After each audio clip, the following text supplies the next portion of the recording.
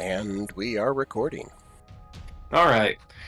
When last we left off, the Wolf Pack, well into their assault on the underground Imperial prison known as the Hole, have made their way to the deadly third level of the detention facility.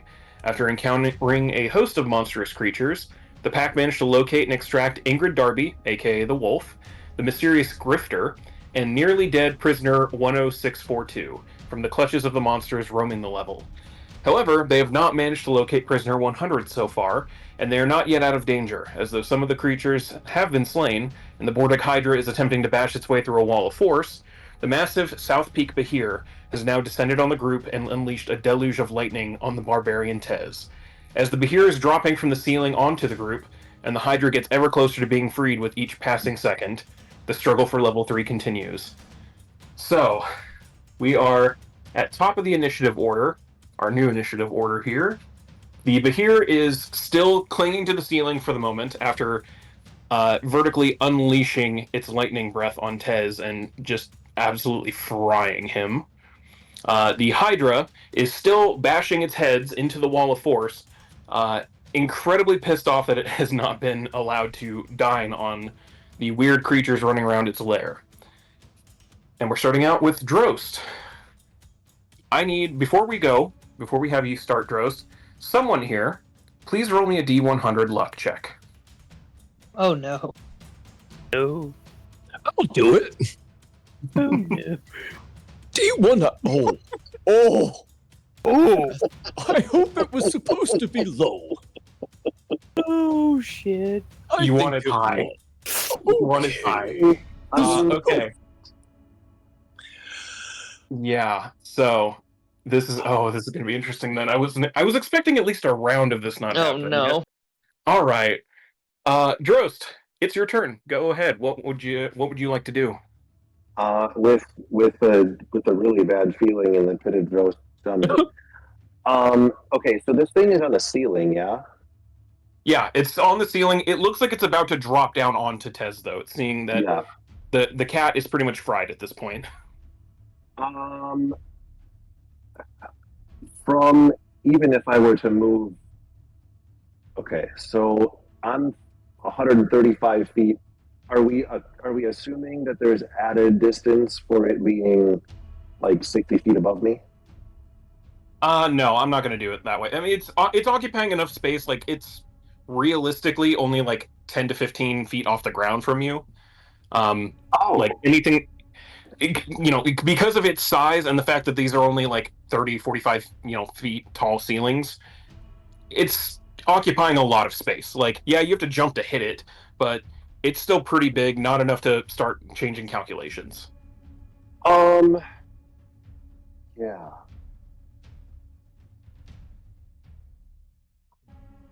All right. So, the other thing is, I wouldn't. Okay, I'm considering. I would have no way of seeing how bad off Taz is, would I? So not without getting a little bit closer and getting a decent line of sight on him. Right. Something just got blasted. Yeah. Like, everyone heard and could see the after effects of that lightning breath.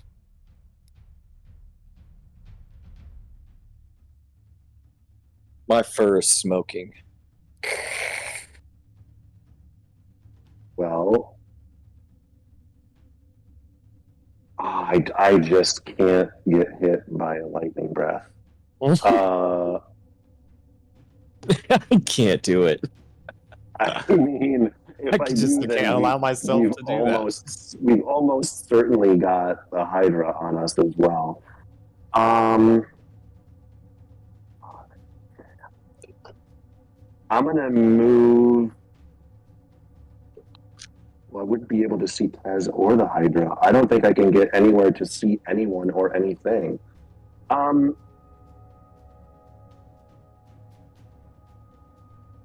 guess I'm gonna move.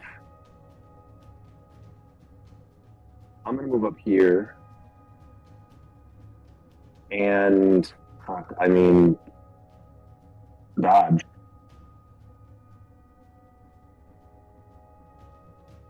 I don't think I would have been able to get anywhere in a meaningful area or anything. All right. Yeah, you move behind some cover and take the dodge action in case anything happens. Well, at the end of your turn, something happens.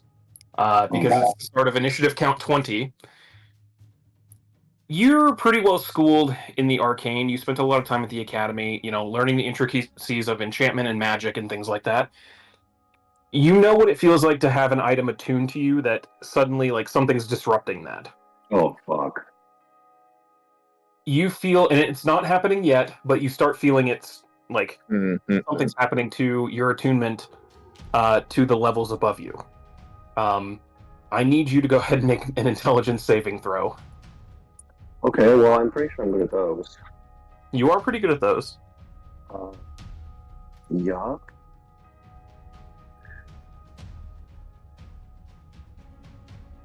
Nice. 22. Okay.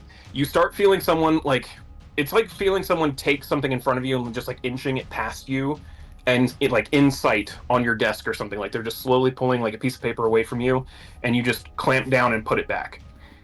You know it's probably going to happen again, but someone is trying to get in tune with the prison facility above you, despite the fact that you're attuned down here. The only reason they're probably even able to do this while you're still actively in the facility is because you're down on the 3rd level with that magic aura field disrupting things.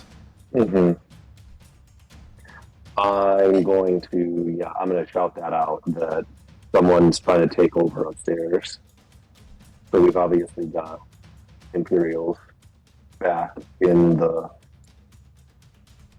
facility. Quite possibly. Well, we'll have to see. That's initiative count 20. Taylor Redfire, it's your turn. Okay, how many people were getting hurted or low health now? Well, I don't know if you can tell. Tess is definitely smoking a bit. Finn's taking some hits, and it looks like your sister's taking some hits as well. Okay, then I'm definitely going to do this. I am going to move up here, and I am going to use the Ring of Wishing that is on my toe, and covered in one of the spells, it says this. You allow up to 20 creatures that you can see to regain all hit points, and you end all effects on them described in the Greater Restoration spell. Okay. 20 creatures, holy shit. Let me pull this up real quick.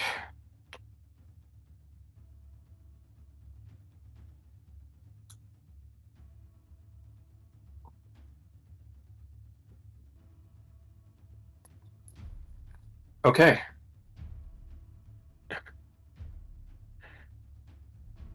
And all right, word. Now you're choosing an effect, so you don't necessarily have to. You're just wishing to heal people. Yeah. I do need you. Is there any save for that? No, there isn't. Please roll me a d10 real quick. Oh wait, no, hold on.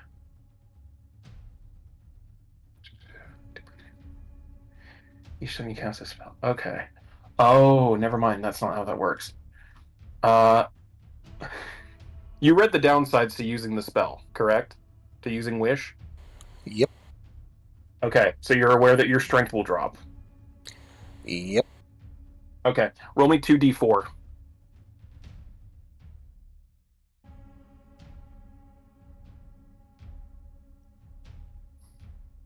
For the next week, your strength is at 3, unless you spend time actively resting. Oh, damn. I went down from 13. Yep, just a bit. And I also need you to roll me a d100.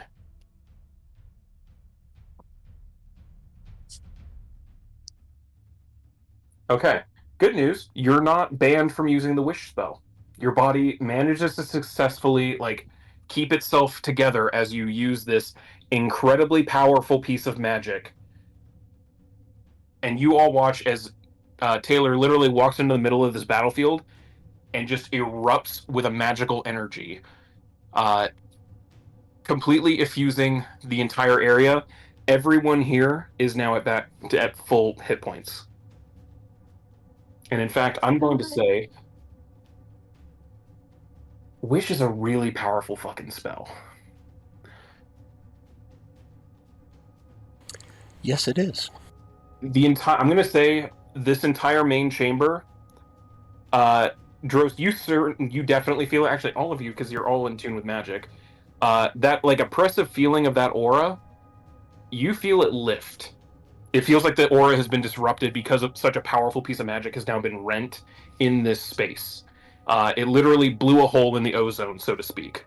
So, damn it, now I have to pull the curtain back. Drost, you feel it. Yeah, you're absolutely right. Someone is actually trying to rend the attunement of the pit away from you, but you're able to, like, previously while you were down here, that aura was preventing you from accessing any of it. You can get in contact with, like, all of the effects back up on the first 2 levels again if you want to. I absolutely will do that, assuming that if I could do that off my turn. But next turn is yeah, we're doing some stuff up there. Absolutely. So when it comes back around, that is now an option. Okay. So yeah, everyone here, if you were missing hit points, you're back up to full. Way to go. You are no longer dying. Tez, you literally feel all of the burnt hair regrow instantly, all of the flesh wounds you've been sustaining throughout this fight filling back in, the muscles reconnecting themselves and being somehow stronger than they used to be. Oh, thank you. I feel better. And then you look over and you see Taylor, who literally looks absolutely exhausted, leaning up against a rock as he's done this. Oh, damn. Hi there. You good now? Are you good now? I'll live. Let's kill this You thing. better. All right. Anything else from you? Well, that was my movement, and that was my action. I'm not going to use anything for bonus action, just because I just don't want to. But I will say I have changed my strength on my character sheet, and I've got it marked that for the next 7 days, it's minus 10 strength. Okay. So you got to make sure to help me keep track of the days. I will, yeah. For the Okay. record, it is the 2nd day of the month, of the day of sun, or the month of sun. So on day 9, your strength will come back. Actually, hold on. Let me look at the exact rules of that.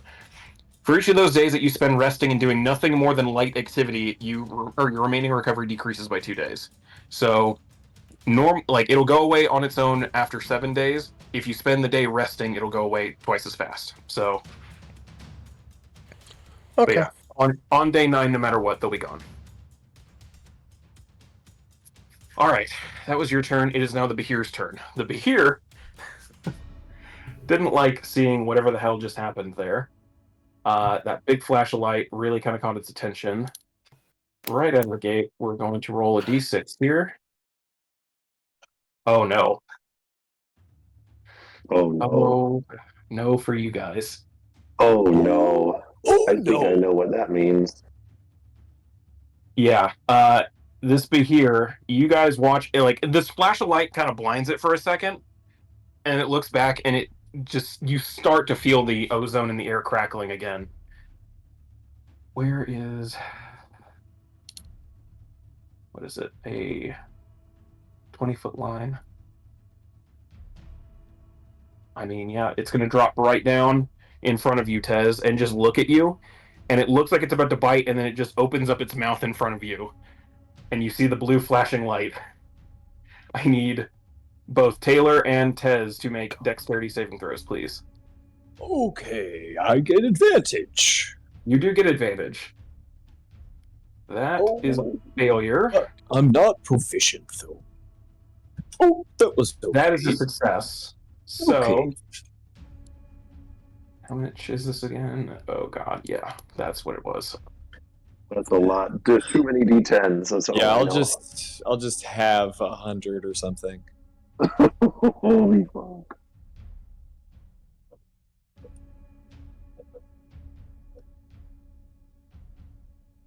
Oh, that's not That could have been a lot worse. Okay, Yeah. okay. Yeah, crap rolls, but Taylor, you take 52 points of lightning damage, and Tez, you take 26. Okay. Ouchies. It was suddenly a very good idea that Tez is back at full health. Uh-huh. That's why I did it. And that is going to be the Bahir's turn. I mean, that's its whole thing. It's just breathing lightning on people. Yeah, that's its go. Tez, it's your turn. You just got hit with lightning again. Okay. But I do feel good. And it's right I'm up in your face. Going to. Corey, how do we want to handle my rage? Because I've used 2, I think, down up to this point, and I don't recall what my magical effect was. I know you were raging. If you want to go ahead and just re-roll it, go right ahead. Okay, and just see what it would be. You had a wish spell cast on you. I'm just saying everything got thrown on the fucking book. No. Everything gets refreshed. Yeah, that was a hard reset to how this fight was going for a bit. Yeah, spell slots and everything, right? Yeah, no, not quite that. No, not that far, unfortunately. It's worth a shot. But I mean, Okay. basically, it was full health and greater restoration cast on you. So Yeah, I mean that's still that's pretty enough. damn good. That is enough. Same with the Alright. previous group before. So this is some weird flump. I've got a little pixie flying around. So the current turn, the spirit explodes. Each creature within 5 feet of it must. All right. So basically, at the end of my turn, this creature is going to explode and do 1d6 force damage on this giant fucking electricity breathing thing. Yeah. Hooray! Thank you, Pixie. I'm going to swing recklessly. You just hear this little, tiny little cartoonish voice go, "Okay." Oh, hello there. Watch this. Yeah, that's gonna hit. All right, and I'll swing again. That's also gonna hit. Okay, so kaboosh, kaboosh, and I think I gotta go 3 and 4. So the first one's fire damage, and the next one's force damage. So we got. I need my calculator.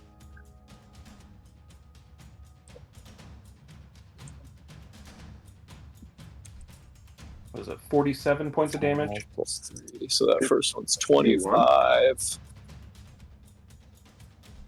Yeah, Next 47 points of damage total. Yep, nice. Okay. That's it for me. Yeah, you take 2 massive, flaming, and forceful swings at this thing. At the end of your current turn, it explodes. Okay, so yeah, it needs to And roll. then, You're gonna throw now. yeah, 1d6.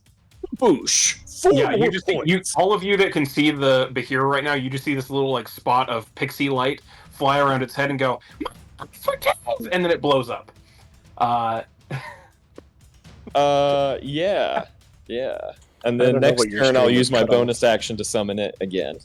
I guess. I think that's a success, right? Yeah. Okay. Yeah, DC, it is. It doesn't say what the DC is. I think it's Is it mine? They treat your Yeah, it's probably your DC. as your. Where is?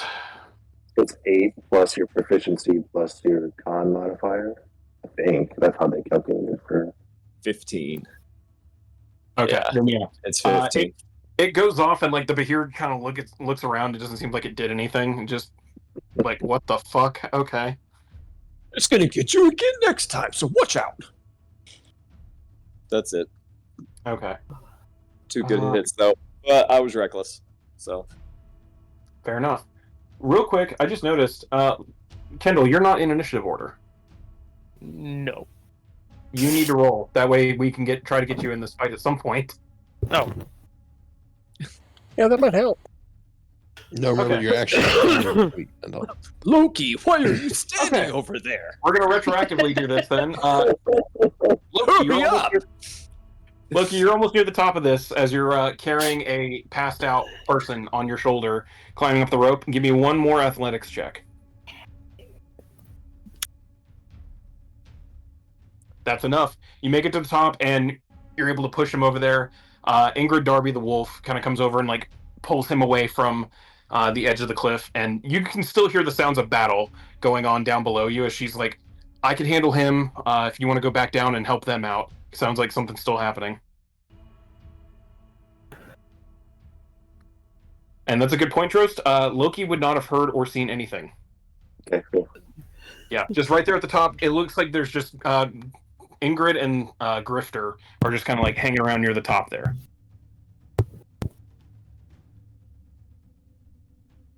All right. You're at the top. That was your action. Yeah, I'm going to treat that as your action. Question: would Loki try to get down as fast as possible, or would he try to be a little safer?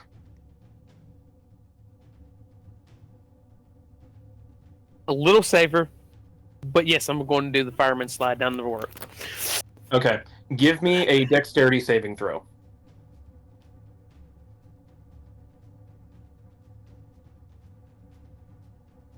19. Okay. You make it a good third of the way down. And you're only going to take... Where is it?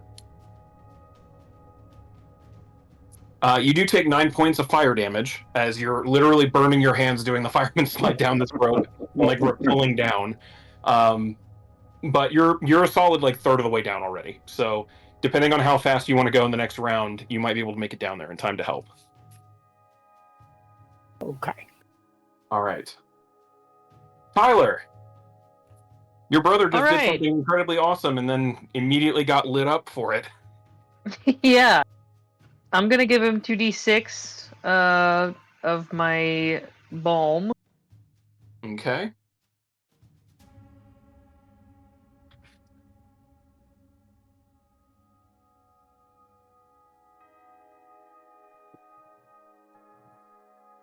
All Yeah, right. it's So what do 9. you get that 5? Or 9, sorry.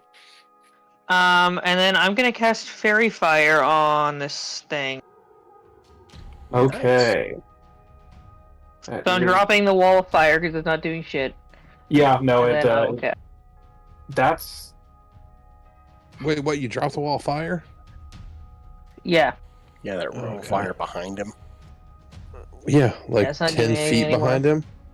It's about to when I push him 20 feet back into it. Oh shit! He's I still forgot on you the were gonna ceiling. push him. I forgot that was the plan. Then I'll leave it. Okay. He's still on the ceiling. though.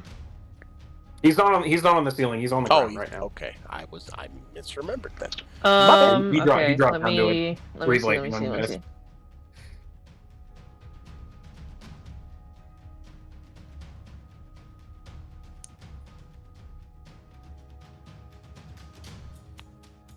Hmm.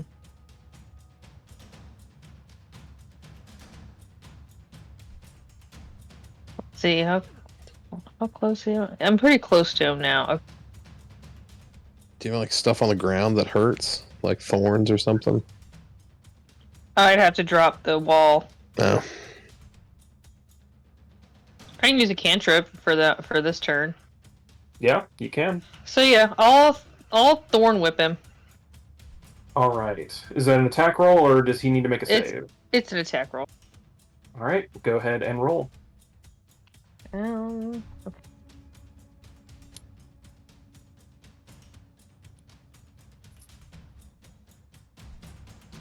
Does a 26 hit? Yeah, 26 is going to hit. Go ahead and roll damage. Just barely.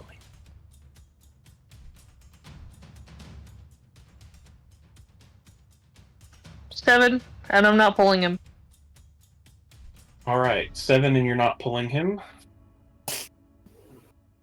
Noted. Yeah, you throw some healing over to your brother, immediately pull out a vine, whip this Behir. It takes notice of that. Not as much notice still as Tez, though. It's going to use a legendary at the end of your turn here, unless you have any movement. I moved already. Okay. Yeah, she moved back. At the end of your turn, it's going to use a legendary action and hit Tez, because it really didn't like being hit earlier. Oh no! And thank you for reminding me that you went reckless. So, Fair's fair. does a 20 hit you? Yes, it does. My AC Okay. is 18 right now. You take 27 points of damage, all halved, so down to, what is that, 14? Okay. No, sorry, 13. So 20 or 13 points of damage to you that's halved already, and you are currently grappled. As this thing reaches forward, it almost like feints at you, like it's going to bite you, and then immediately you feel yourself getting grabbed and cut up by these multiple little arms underneath it that are restricting you. Okay. As we put the nice little grapple net on Tez there. All right. Finn, it is your turn. Then I'm going to, from the safety and cover of this rock I'm hiding behind, I'm going to pop out and shoot Eldritch Blast at him.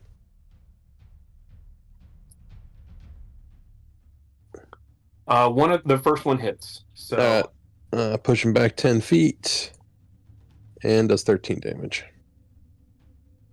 all right. Which that breaks the grapple. So Tez, you're no longer grappled. Okay. It was very short-lived. That was easy. Yep. Thanks, Finn. 13 problem. points of damage, and I believe it had... Now, Wall of Fire... Let me look it up, because I gotta make sure...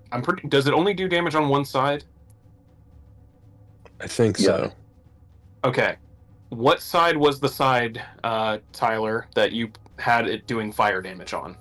It was doing fire damage on this side. Okay. Let's see. Wall appears. One side of the wall selected by you deals fire damage to any creature that ends its turn within 10 feet of that side or inside the wall. It is inside the wall now. All right, so that doesn't matter. Noted.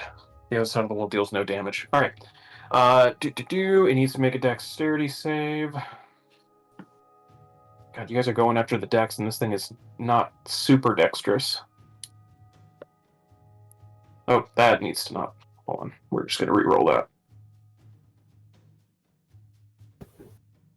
Go away. There we go. Normal. Oop. Okay, that's a failure. I don't remember what your DC is, but I'm pretty sure it's higher than 10. 17, so- yeah. Yeah. All right. 5d8 fire damage, if you please. Okay.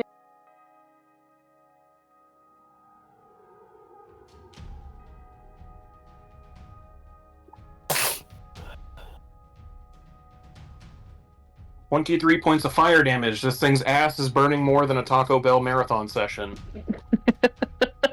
Lovely visual. You guys hear it Ooh. like scream out in pain as you smell some burnt flesh at this point. It's not very happy with that. Finn, anything else? No, I'm good. All right. Sure.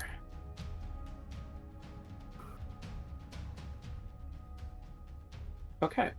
It's at the end of your turn. It's going to use its second legendary action to make a bite attack at Tez because it does have reach with that. Damn. So Okay. 10, That's a hit. Ouch. 23 half to 11 for you. Okay. As this thing reaches out and manages to scrape away some of your flesh in a bite. But you're not grappled, so that's a plus at least. Mm-hmm. All right. It's the Hydra's turn. Finn and Taylor, please roll me a perception check real quick.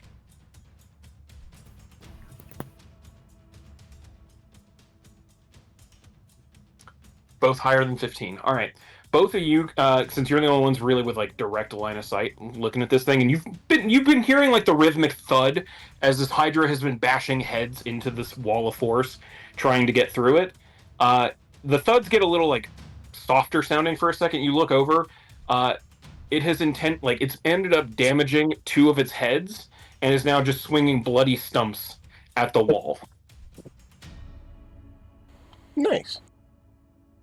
Shit, except that's going to make 2 more heads. I was just gonna say, when you regrow heads, that's sort of Yeah.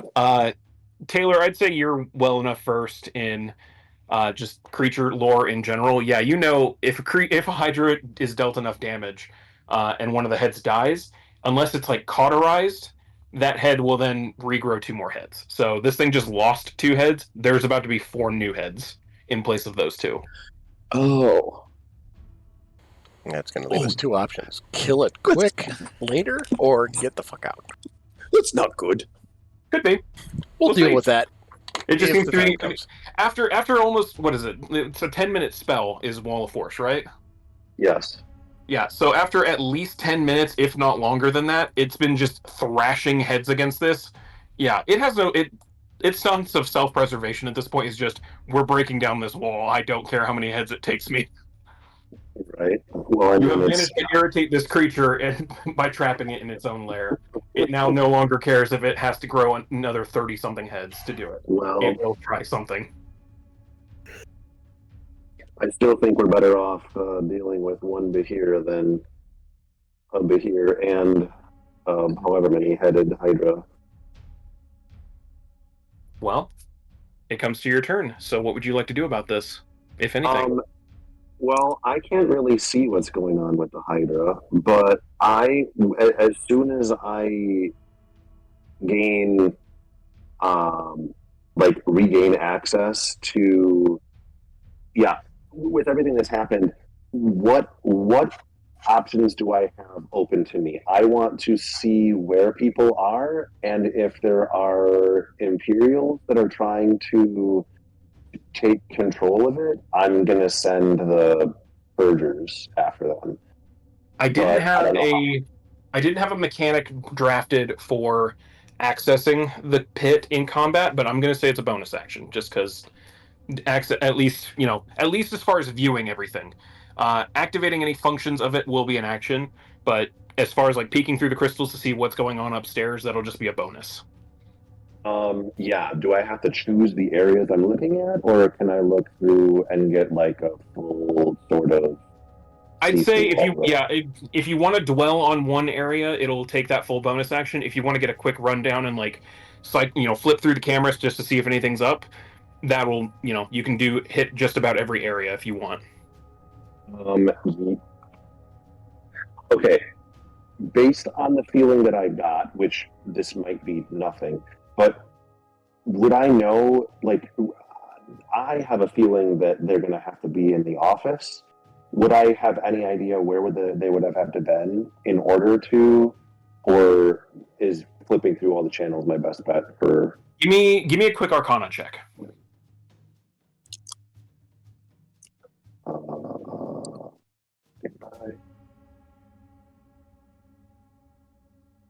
25. Because you've already went through the process of attuning to this and know how it needs to be done, you're aware of how that process looks. If they were in the commandant's office, you would no longer be attuned to it. They would have already taken it from you. Like, that would have been a done deal, cut the cord away from him. So okay, because that's kind of like the master switch location. So you get the sense this is being done from a different location than the commandant's office. Okay, and we need to keep them from. Okay, well then I will flip through all the channels and see where I can see any peacekeepers or anything. Do you want to start on the first level or the second level?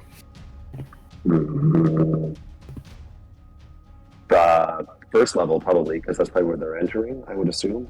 Yeah. All right. You start with the first level camera, which is literally the entranceway, like where the teleportation crystals are, and almost immediately see what you're looking for. Back on the first level in intake, in that little area, essentially sealed, you guys sealed the door behind you, so that it has to be opened up from the other side in order to let anyone in. That area where all the teleportation circles are, you can see 7 light blades and one figure in a dark cloak who's staring right at one of the crystals, right into your eyes. And you recognize him as the Blade. Wait a minute. That fucker. Aren't we working for him? Not this part. Okay. Yeah, this part technically is all you guys. And as soon as you see him and recognize, wait, what the hell is he doing here? This is a pretty important Imperial facility. If it went Right. offline for a certain amount of time and someone noticed, So, okay. depending on who noticed, it could be worthy of his attention. So, can you remind me again? I forget my options. I know there was a nasty, like, death cloud option, there's like a lockdown, and So, yeah, Death the first cloud. option is a lockdown that you can do. The first level on there, you can put the whole facility into lockdown if you really want to, or you can lock down each individual level since you're in full control. Locking it down essentially means that the door will not open unless you open it specifically. Obviously, someone might be able to break it down eventually, but that's a much harder path than just magically finding a way to open it. The other option that is also there is the purge. You can purge the entryway by activating some necrotic crystals that will then continue to deal necrotic damage until everything in that entryway is dead. yeah, I mean, I think I'm doing that one. Okay. Oh, that's brutal. Well, I like it.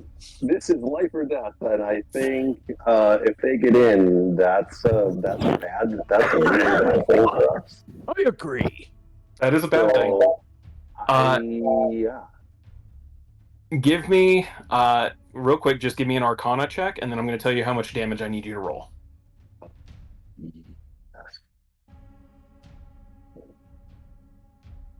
Cool. Okay. I'm going to give you the results of that Arcana check after you roll this. Please roll me 20d10. Holy damn. This is why it was a very good thing that you talked your way into this room, because if anyone inside before you'd broken in had gotten wise and decided to murder you... God damn. Those are just some fucking rolls right there. Holy shit! What is Nice. that is Wow. like, that's way, way, way higher than average. Damn, Drost. I wince. Right. I wince a little. Nobody can see me, but I wince a little. Well, yeah, I was about to ask. Given your experience earlier with the Purgers and having them exterminated, would Drost watch what happens when he activates the Purge? No.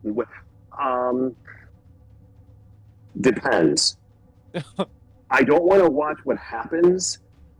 I want to know the results. Okay. Yeah. So I would probably shut it off. I would turn the screens off. Yeah. All right. You watch from the top down as this light, it literally looks almost like a plane of green energy starting from the ceiling and just working its way down. It eventually, first thing it's going to make contact with is honestly the light blades, because they're standing at like 7 feet tall. And you watch as just the metal of their armor, enchanted as it is, begins to like erode and rust away. Whatever person is inside is already melted by the time that it's completely been leveled. Oh shit! And eventually, it's around that point that you're like, okay, hold on, and like mute the screen essentially, and like stop. And you give it a second or two, and you're like, okay, open the screen back up. That green like plane of energy is now at the bottom and starts to dissipate. All 7 of the light blades are done and eroded into just dust and bone and flesh, which is already still melting in the process, like sitting in this layer of green energy. It's literally being just disintegrated. Except there's one dark cloaked figure who has what looks to be a shield of green energy around him that seems to just be absorbing whatever it's being hit with. Oh, good. And you almost immediately you can recognize, like, oh, immunity to necrotic damage was a weird thing I wasn't expecting here. Yeah. He looks back at the crystal and just cocks his head a little bit, and you see it like a flash of yellow and green in his eyes. And that, I'm going to say, is your turn. Yes, that's more than At initiative count 20. So, since you used the purge and not the lockdown, initiative count 20, I need you to go ahead and make me another intelligence saving throw. Because you Mhm. have full control again and aren't having to deal with the magical aura bullshit, you get to make the check at advantage. I will do that. Intelligence save. 18's high enough. Okay. The pressure, it's still, like, the pressure seems to be getting stronger this time. It's Oh, you get the sense of who now know who you're dealing with, like who's Yeah. trying to wrest control of this. They don't have the master switch. They're not sitting in the commandant's office, so they can't just immediately do it. They're having to play tug of war with you. And you now after the second round, you get the sense he's playing tug of war, but he's not tugging that hard yet. Like it's Mhm. like the gentle pull of like when you're Like trying to it- take something away from a toddler. Like come on, like you. It's gonna get harder. Yeah. It's gonna get harder the more you resist. Well, But you're still guys. resisting for the moment. So Yeah, I'm gonna shout out. The blade is here, and he's trying to take over. I don't know how long we've got. Oh, Maybe we should we'll leave. find this dude. Maybe we should duck out of here. this was why I was it's so funny that Tez rolled a 6 because the DC for that luck check to see if he showed up. Shit. God damn it! That's what that was. You guys were gonna motherfucker. roll every round, and like it started at 25. Like you just had to get higher than a 25, and it was gonna Oh go my up by God. 10 every round. Oh shit! So it just happened fast. Yeah. All right. Well, fuck. We So, should yeah. go. The time is now of the essence. Loki, hey, it's your turn. You don't know any of that stuff. You can't even hear gross, for the record. Yeah, you're not aware that any of that happened. You're not aware of how bad things are developing. You can't hear Dross because he's too far away. You're just climbing down a rope as fast as you can. Give me an athletics check.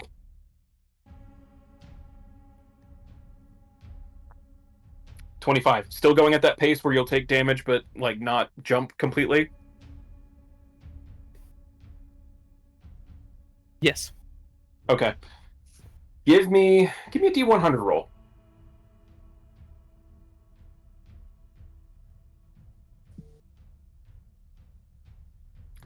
You make it. Have him roll. Yeah, Jesus. Yeah, that's more than high enough. That's more than high enough. You make it to the bottom. You are now like back in the game, and you can very quickly see Tez and Taylor and Tyler. Two of whom are looking a little frazzled, and just as this big giant lizard is menacing Tez at the moment. I'm going to say with that roll, yeah, you made it in time. You have your action and movement. What would you like to do? I'm gonna move right up next to Tez. And then I'm going to just take two big huge swings with my axe. Oh, hello, All right. Loki. Swing Go away. ahead and give me some swings. 20 is a hit. And 26 is a hit. Go ahead and roll damage for both. Are you smiting on either one of them? I'm going to smite on the second one. Okay. Go ahead and give me your damage rolls. Alright.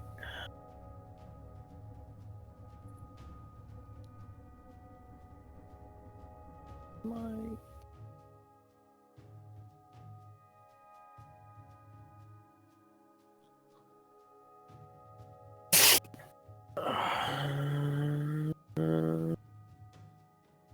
Okay. Man.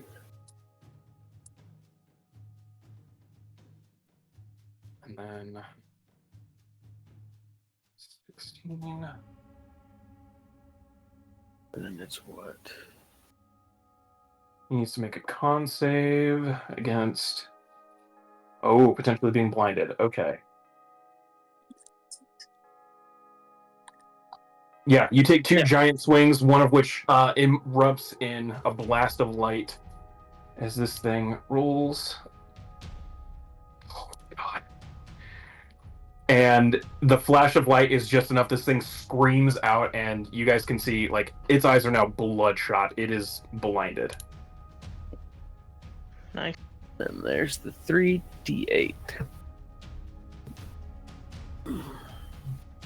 I think it already rolled at 3d8 for Blinding Smite. Did it? Yeah. Yeah. Earlier, yeah, Yeah. with the... Unless you're tacking on a regular Divine Smite on there as well. No. Okay. Then yeah, this thing... Oh, God. You know how a blind Bahir. That's not going to go well for anyone.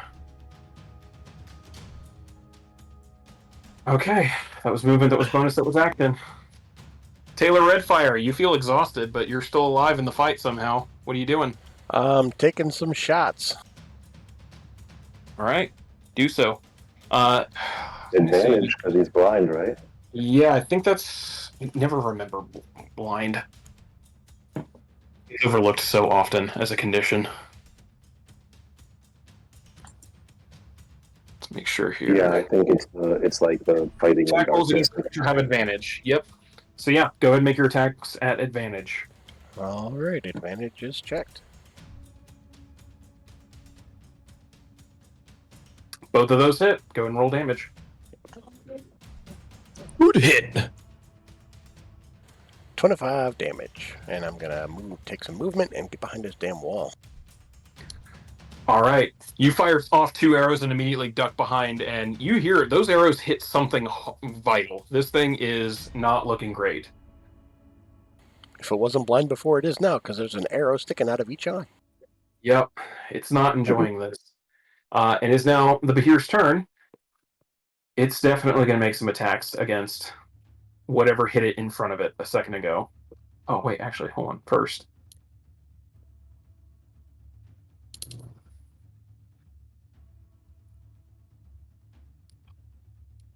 Would it, though?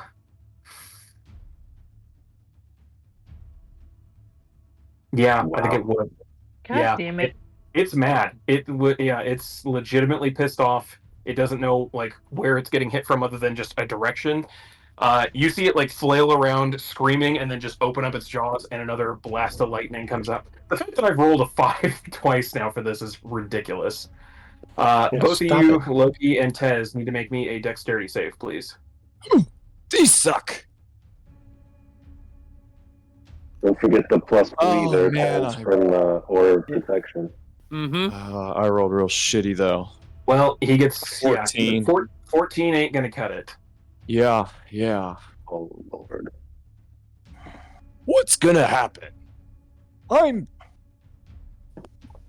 I take full damage? You take full damage. I'm at 43 right now. So does... You just drop to 0. Yeah. Okay, just making sure, because isn't there some crazy fucking rule where if it's double, you're dead or No. something? If it's double your it's- max health. Yeah, over your okay. max. Okay. I'm at 0 then. So, like, if you have 75 health, if the hit deals you 150 damage, it outright kills you. Gotcha. But if it does okay. like 149, it won't kill you. Exactly. It's okay. All of I you fall watching see this massive, just once again, another barrage of electricity coming from this Bahir, almost blinding some of you while this thing itself is blind. And as soon as it stops and closes its mouth, reels back, your eyesight kind of comes back to normal, and you look, and Loki is there, fried a little bit, but still up. Tez is lying on the ground, singed once more. Okay. And that is going to be... No, the Bahir would move forward. It does not want to keep staying in the wall of fire. So, Does it have to move a little bit further forward? Is it like if it's within 10 feet of it or something like that? No, On it's the the other other side. side. 10 the feet on the flame's fire other side of the wall. Oh, yeah, which is on the It opposite took damage side. that last round because it was inside the wall, technically. It's Right. now it Yeah, butts yeah, no yeah. longer.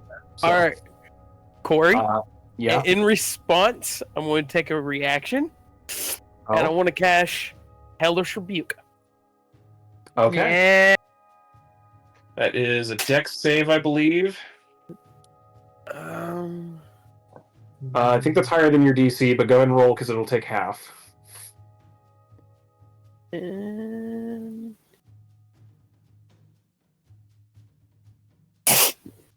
Okay, so it's going to take half that. So it's going to take 8 points of fire damage. It didn't like that, that's for sure.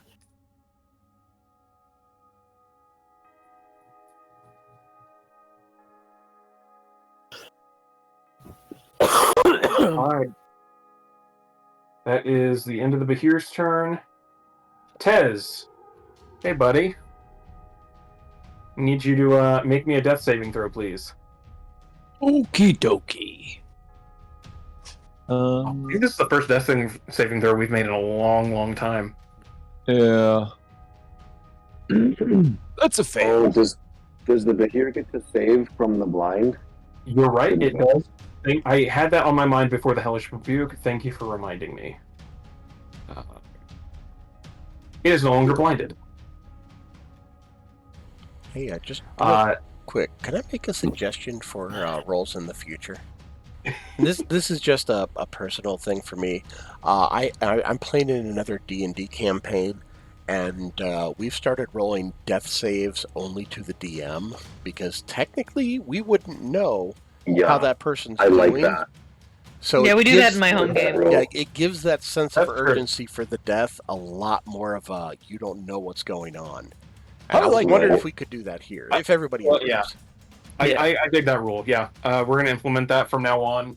Any death saves that get made, do it private GM rolls for them. There should be the toggle at the top of your sheet for that. So, yeah, all right, Tez. That's happening. Okay. At the end of your turn, the Bahir is going to use a legendary action. Now that it is no longer blinded, after getting... Oddly enough, the Hellish Rebuke managed to burn the arrows out of its eyes, and it kind of shakes up and looks right down at you, Loki, as you're standing. Tez isn't moving as far as he can tell. You are. So, he's going to go ahead and make a strike at you. Not at advantage.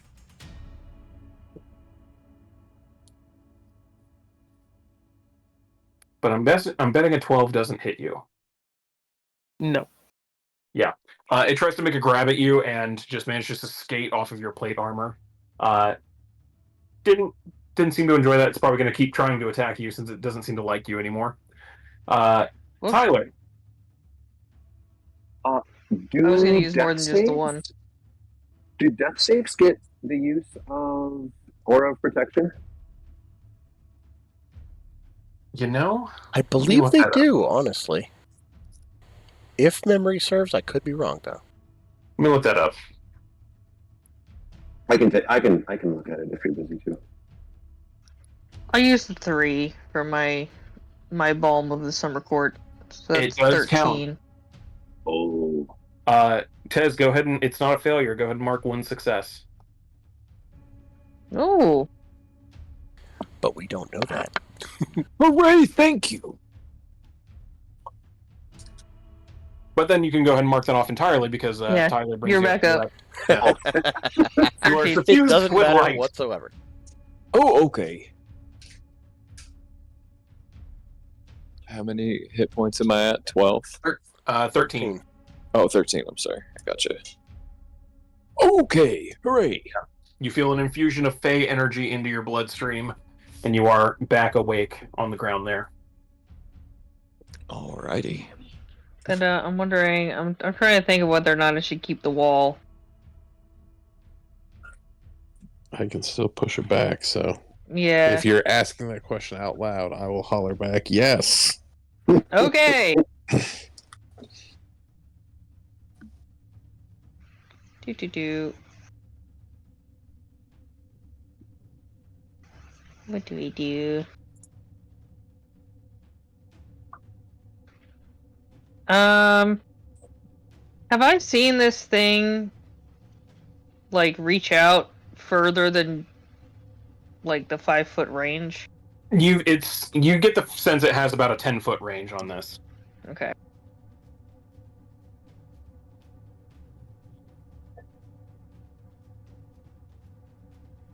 Do.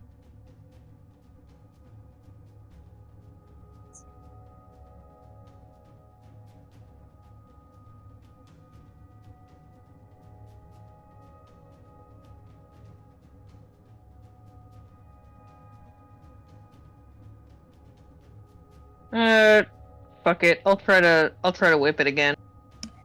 All right, go ahead and make your attack.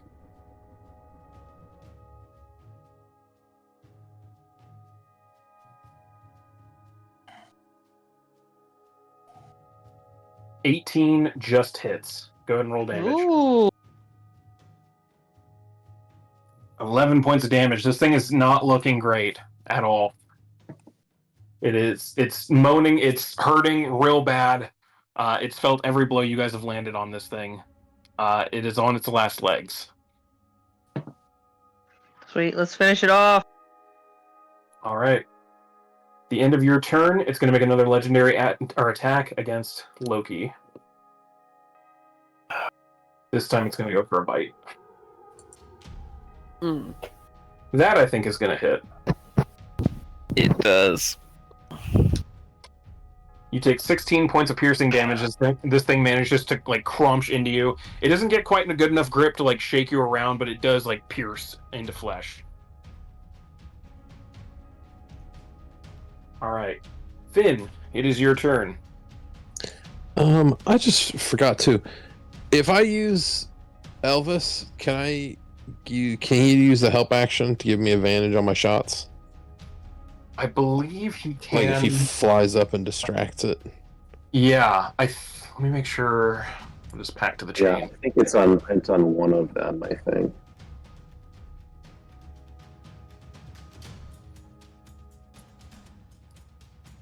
Let's see.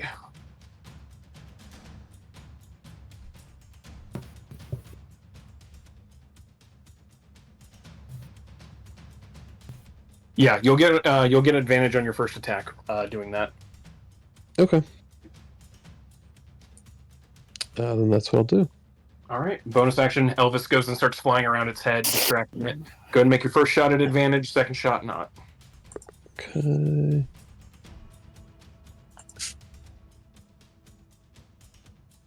$25 definitely hits. And 21 also hits. Go ahead and roll damage for both. Cool. And I'm definitely pushing him back 10 feet into that fire to cook the back half of his ass again. Yeah. He gets pushed back quite a bit this time, and I'm not even going to make you roll for it. Tyler, how does this thing die as it gets pushed back into your barbecue wall? Oh, good.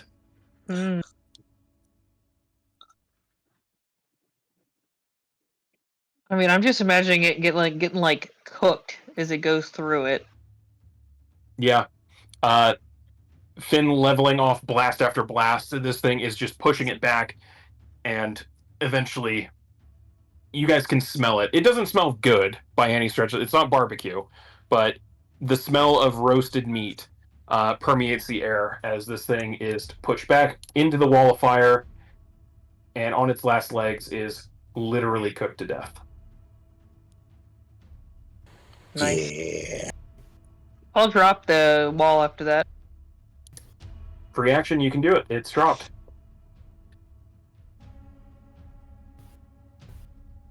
Alright, we gotta make this quick. Yeah. If it's dead, we'll haul ass up this tunnel. It is, in fact. Was there another dead. person we were trying to find? There is. Yeah. Factor 100. Are we gonna try? We could run in real quick and see if they're in here. I mean, yeah, I would. Yeah, I'll shout to Loki like, "Hey, get next to me. I need to be by you as much as possible in order to fight the blade off for as long as possible." But I would say we've got time on the wall of force. That was Because fast as we- fuck. I'll send him flying down that tunnel. Oh, nice, Alright. good call. Yep, he starts flying it. We're going to very quickly do initiative runs through, or rounds, I should say. As it will take a little bit of time to get there, just not as long as you guys doing it. The Hydra keeps bashing its head. Drost, give me another intelligence saving throw, if you would please. At advantage, and I'm assuming Loki went to go stand by you? I mean, if we were in initiative, he wouldn't have had time. It would have been his turn yet. But I mean, full running, if both of you ran together towards each other, you'd probably make it using your action. Yeah, we're playing a little loose. I want to keep it in like a loose initiative right now, just for tracking the wall of force mostly. and ensuring like whatever's happening up on the first level. So, all right, So 23 total. 26 total. Yep. If I've got his aura protection. Yep. It is still high enough. You are still the tugging is getting stronger. Yeah. You're just you get the sense, and you can even like even just peeking through the crystal, like he's still staring right at the crystal. You don't know how he's doing it. He knows when you're watching him though. You've tried changing like to different crystals to like look in that first room, and every time you've done it, he's looked at whatever crystal you're looking at. Oh boy. Like he knows someone is watching him, and every single time the tugging just gets a little bit stronger.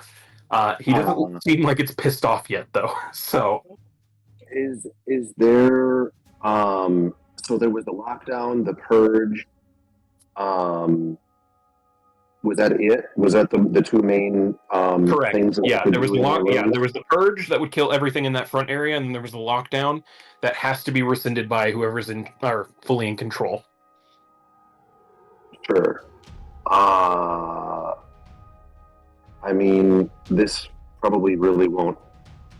I'll have the if I can, if I haven't used my entire turn, I would have all of the purgers like as fast as they can get to the top level. Okay. At the time, I know they won't have the time to get all the way up there, but like get them between us and him, ideally. Yeah. You send the command, and you get the sense like it's because of how the elevator works. It's not going to just send like one at a time. It's going to send a couple. Like it's going to wait for a couple to get on that platform, and then send them all up to go try and deal with it. But the command is going, and every purger that's still active in that facility is trying to do that. Cool. Running through initiative order, is there anything anyone wants to do other than having Elvis scout the next area? I'll go with Elvis.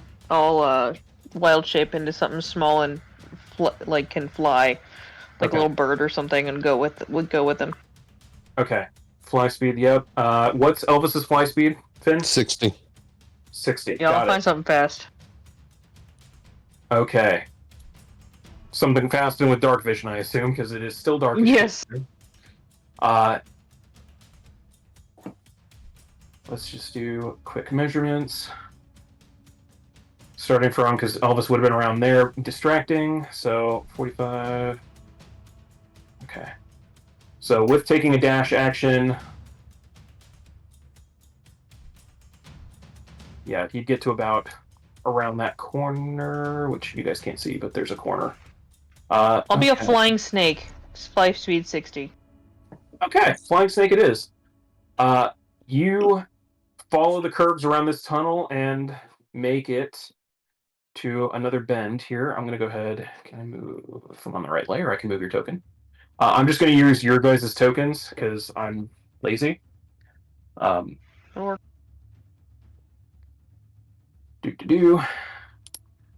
both of you, some of you through eyes of your own making, some not, are able to see another massive open chamber. It looks like, at least the start of one. Is anything else? Is anyone else doing anything while this is happening? I don't think so. Yeah, other than just kind of game planning our way up the rope ASAP once they get back. Okay. Then we're gonna go through another, and back at the top, Drost. Give me another intelligence save. Okay. I should have these on speed dial. Plus 3 makes it 22. Still high enough. It's getting higher though. Oof. Yeah, like they're out of earshot, so I'm gonna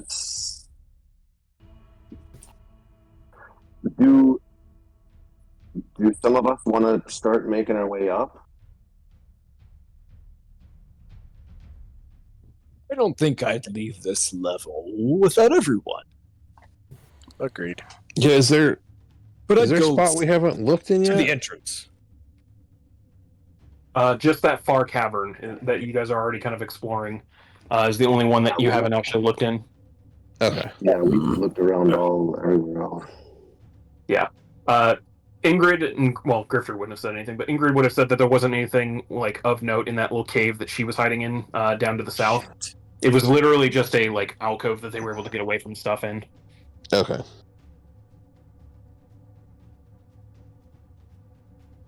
All right. Top of, or at initiative count 20, you make your save. Drost, if you're checking in the cameras, you do see the blade has started. He has pulled out a vicious looking. It's not quite a scimitar, not quite a rapier, almost like a falchion, like kind of a cross between the two, and just seems to be like drawing in weird patterns on the front door, like that big arcane glass door. Doesn't look like it's done any damage yet, but seems to just be kind of tracing something on there. Oh, okay. Yeah. Maybe we can take him. Let's take him. Let's do this. I mean, we've got another wish. I think we've got him right where we want him. All right. Anything anyone else is doing other than exploring the cavern? Otherwise, we're going to or what Elvis and Tyler see. Oh shit. Yep. Okay. The two of you, as you enter this giant. Oh, did I just break it? No. Come on. There we go. Badoop and Badoop. Just reveal all my secrets. Yeah. So the two of you, as you fly into here, are able to see. First off, just giant open area off in the corner. You do see a massive, like side cave almost, with a lot of bones of stuff sitting over there, and like half munched, eaten creatures or people. You get the sense that's probably the Behir's lair over there. Had its own little area tucked in here. The main thing in this room, though, is the only thing in here that doesn't look like it should belong. Like most of this place, this entire level has had that like natural cave feel to it, like it was just dug out from the ground and left that way. This like stone obelisk that you can see, like almost like a cube, really, sitting in not quite the middle, is very clearly man-made. This is carved stone, runes carved into it in various points. That look to be almost like protective in nature, keeping something inside, without any kind of like. And as you guys just do a quick loop, very clearly magical in nature, no obvious door.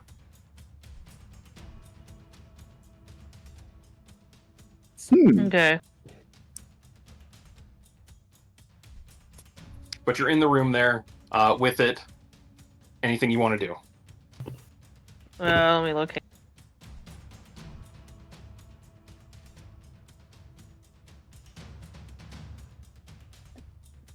Oh shit, how close am I to Elvis? Because I can't see any of this if I'm farther than 100 feet. You would be.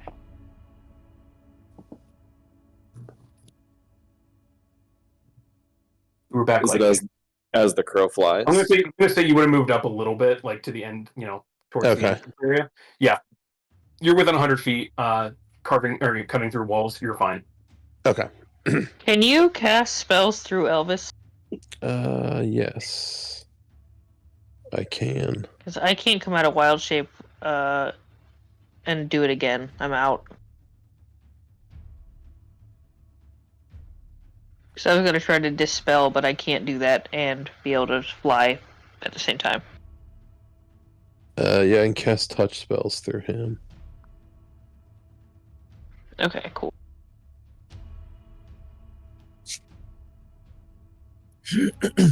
I mean, we feel like I'll turn around and holler to the group, like, there's some obelisk in this room with, like, stuff carved in it. Like, do we think this is where this last person is? We don't know. Ask. That's what I'm thinking. Probably, but I don't know how long we've got. I can't hold him off much longer.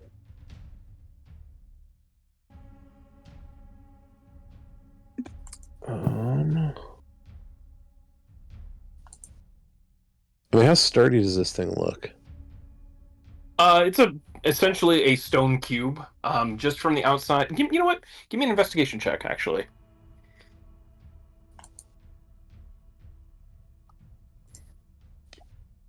I would like to assist in the investigation check. He can take advantage then. Alright.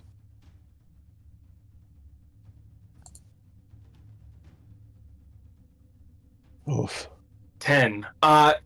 It's a little fuzzy through Elvis's eyes because to Elvis, anything that looks man-made is just a structure. So even with you kind of operating his senses, it's kind of hard to interpret some stuff, the finer details of it. This is definitely man-made. You don't see any kind of like obvious doors or windows or anything like that. There do look to be like seams in the rock in certain points, but it's kind of hard to tell whether those are like carved in there intentionally as like parts of stone that were put together, like a door or something like that, or if it's just intricate carvings on the rock in part of these like runes that you're seeing on there. Okay. I do have hidden paths. Hmm.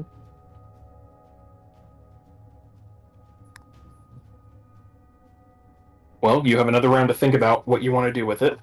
True. Anyone else doing anything not related to that?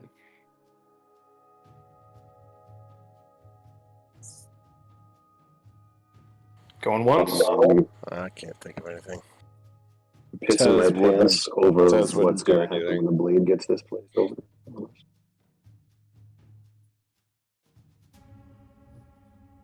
All right. Top of the round. Drost, make me another check or intelligence saving throw, please.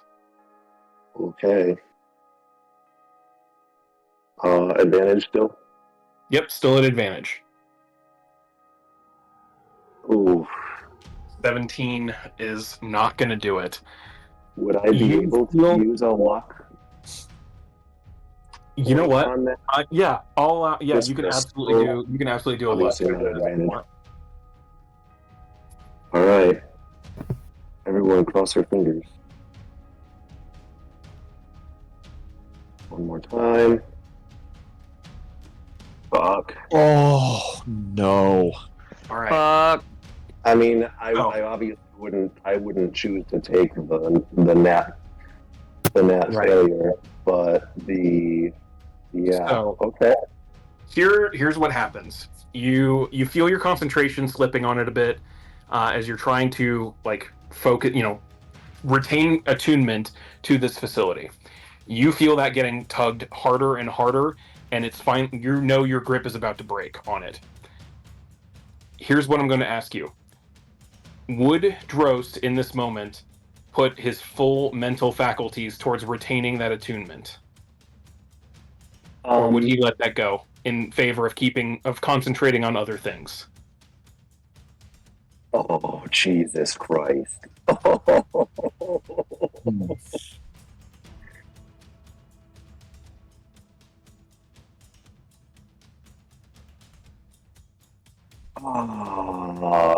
The Hydra or the Blade? Oh golly! It's a tough call. Oh. Do we have to climb up to get out? Yeah. Yeah. Although, no, theoretically, no. Drost pointed out earlier, he could cast Fly. Yeah, that's Fly and Dimension Door as options. The magic area, the magic aura in this field, like the main area here, has been dissipated because of the wish spell. So you're able to cast any spells without any issue. Fly would absolutely work. And then Sweet. Fly is, one target, maybe two. Dimension Door is me and someone else. I've got dimension door. Okay, so we could get the non snake people. I think I would drop the Wall of Force. Yeah. Okay. Yeah. You feel it slipping. You let your friends know, and on your turn, you drop the wall of force. And you hear the sound of 7 Hydra heads screaming with glee. Oh! Top of the initiative order. Can I still use my action to move? You still my have your move. movement? You still My have your movement and action. What would you like to do? Oh, shit. Well, I am going to 5, 10, 15, 20, 25, 30. Yeah, I'm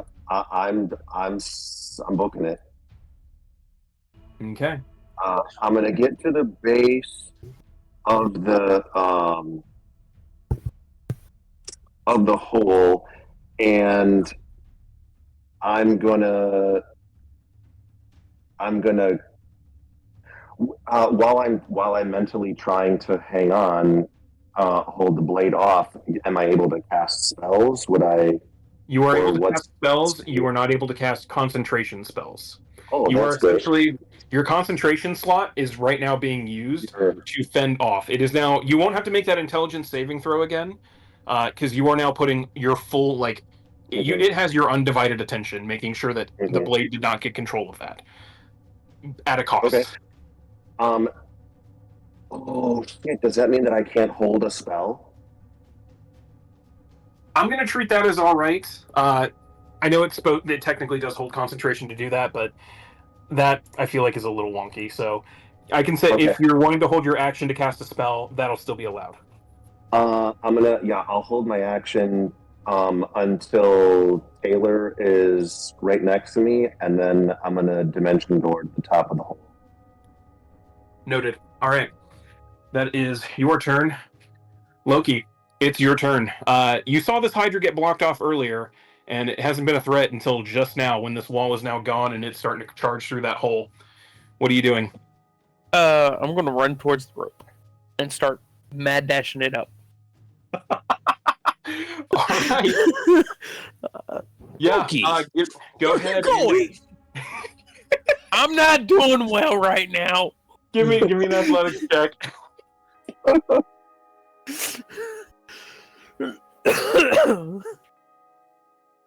20. Yeah, you're able to make it up a good full double movement up there, 60 feet. You have quite a bit of distance now between you and this thing, and that is movement in action as you climb your ass out of there. Taylor, it's your turn. One of the bigger guys in your party just ran the fuck away from this Hydra the second it got opened up. What are you doing? Well, I can't really do anything except maybe shoot at this thing and run. But Yeah, I would have shouted to you, Taylor, like I'm your ticket up. Get over here. yep, but I'm gonna take 2 shots as I'm running because why the fuck not? Yeah, no, that's Yeah, fair. Go ahead and make your attacks. That is a hit. That is a hit. Roll damage. 22 total. Okay. You sink 2 arrows into this thing, both into the same head. It didn't like that, but the head is still alive.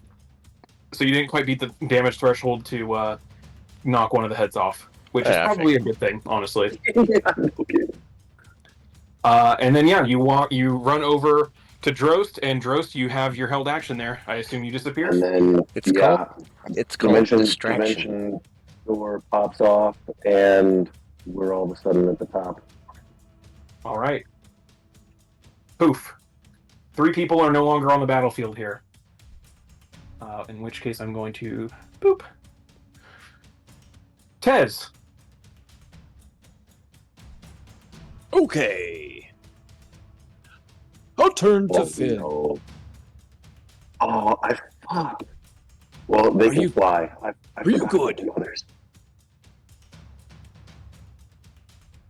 Finn, are you good? What? Are you good? As I'm running towards the rope.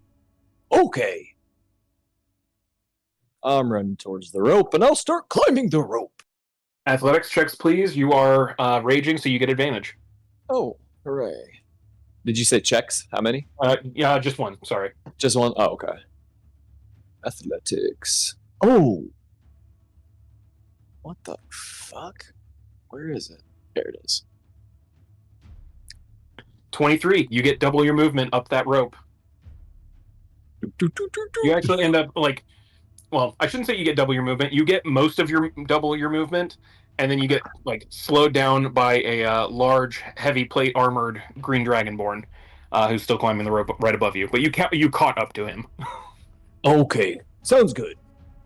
My Again, movement's you guys are both like 40 60 anyway. feet up in the air, like little over a quarter of the way there. So Oh, okay.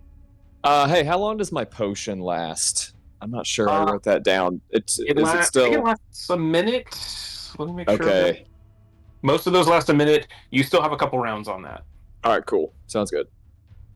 Yeah, it hasn't quite been 10 rounds since you popped it. So Hurry up, Loki. Let's go. I'm hurrying as fast as I can. Tyler, it's your turn. You have no idea that any of that stuff is happening. Because you're a flying snake in another room. Fuck.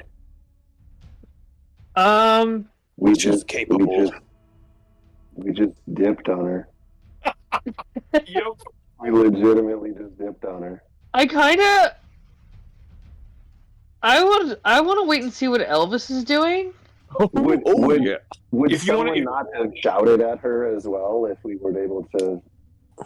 I mean, did anyone? I would have shouted for my sister, 100%. What's She can't hear that. You keep. I don't care. She's too far away. That is So I'm with gonna that- say, yeah. with that There's hydro enough roaring. there's enough twists and turns. You're aware that something happened out there. You don't know what. There was some kind of commotion. That's going to be kind of you are quite a bit of ways away from where everything happened, and there's just enough rock and just enough turns. It's like you heard something. You don't know what. If you want to delay your turn until after Finn's, you absolutely can, though. Okay, yeah, I'll see what Elvis does, but I'm pretty certain that we need to turn back just because I don't want to leave everyone if there's a commotion going on. Mm-hmm. But yeah, I will wait and like prepare myself to dash over to wherever the fuck they are. Okay. You hold your action. You're holding your whole turn. So Yeah. We'll have you go right after Finn goes. Finn, it's your turn. Everyone has left. Oh, fuck. Okay, so this it's just a cube. I can't tell shit about it. It's just a big stone block. It's a big ass stone block. It's very clearly man-made though. Like everything else in this cave has that like natural cave, ridges, fucking pockmarks, all that shit. This is smooth ass stone with runes carved into it. It is very much intentional. Give me an insight check. I was say the runes ring any bells. Yeah, give me give me what check you want, and just tell me what you're looking for specifically. Arcana. Do I recognize any kind of from the Okay. Magic shit we've seen between the secret science lab and the stuff with Eldath? 24. Yeah, pretty easily. You're able to recognize some very high level runes. Nothing that gives you the sense of anything tied to Eldath or the Mystics or anything like that. These are definitely high level abjuration runes, typically used for imprisoning things. You've seen smaller scale versions on those cuffs used for the mages. You know that whatever's in there is probably some kind of magic caster of a high quality based on the level of these runes. And these are carved into the stone. They are carved into the stone. Yeah, you get the sense that if you were to if a mage was able to interact with them, you might be able to try and dispel them or something along those lines. Because there are certain ones they're carved into the stone, and then there's a couple other spots where they light up and glow. This whole thing is just heavily warded. It can be cracked. You get the sense with a 24 Arcana, it can be cracked. It would just take time and some kind of spell or something to interact with it. Oh, if you yell for me, I'll come back down. Let's do it. I mean, I guess. Fuck. I mean, because I could dimension door up there and shoot it. And I have But- Dispel Magic. I can... Oh. But the problem is, I'm like, we need to get the hell out of here because there's a Hydra coming. Yeah. And I have, like, my Horizon Walker ability, and I can get 60 feet with that, so I can get 90 feet on a turn. For, like, 5 turns. Yeah. So I'd just be a little bit slower. So I could do that. Well, I've got 2 dimension doors. Okay. Finn, what's the hold up? Oh, there's still a fucking dude down here that we're trying to get, dickhead. Fuck it. I'll dimension door over to where Elvis and Tyler are. Okay. Oh shit. Poof. You are here. Like magic runes and stuff. Like, Nice.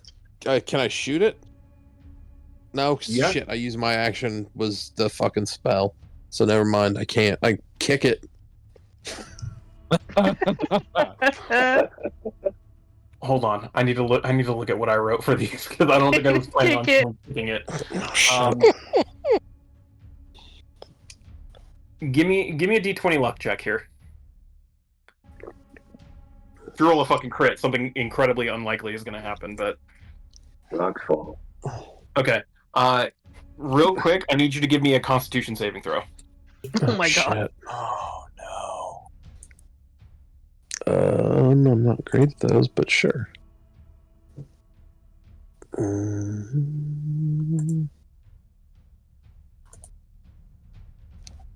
Nope. That's probably a pass. You take 18 points of force damage as you are like physically pushed back. Ow. Oh, fuck. Ow. Holy shit. Ow.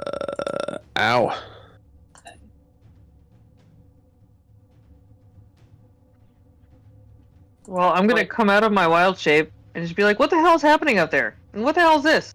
Oh, Dros let the Hydra loose, so we need to shake our Oh, ass great. a lot. Okay. Yeah. Can you Did you dispel? come to- Like, this is Yeah, magic. maybe. Yeah, this is like, I think this is a prison. I think there's a cage where the last prisoner's trapped. Sure, I'll do a Dispel Magic at 5th level.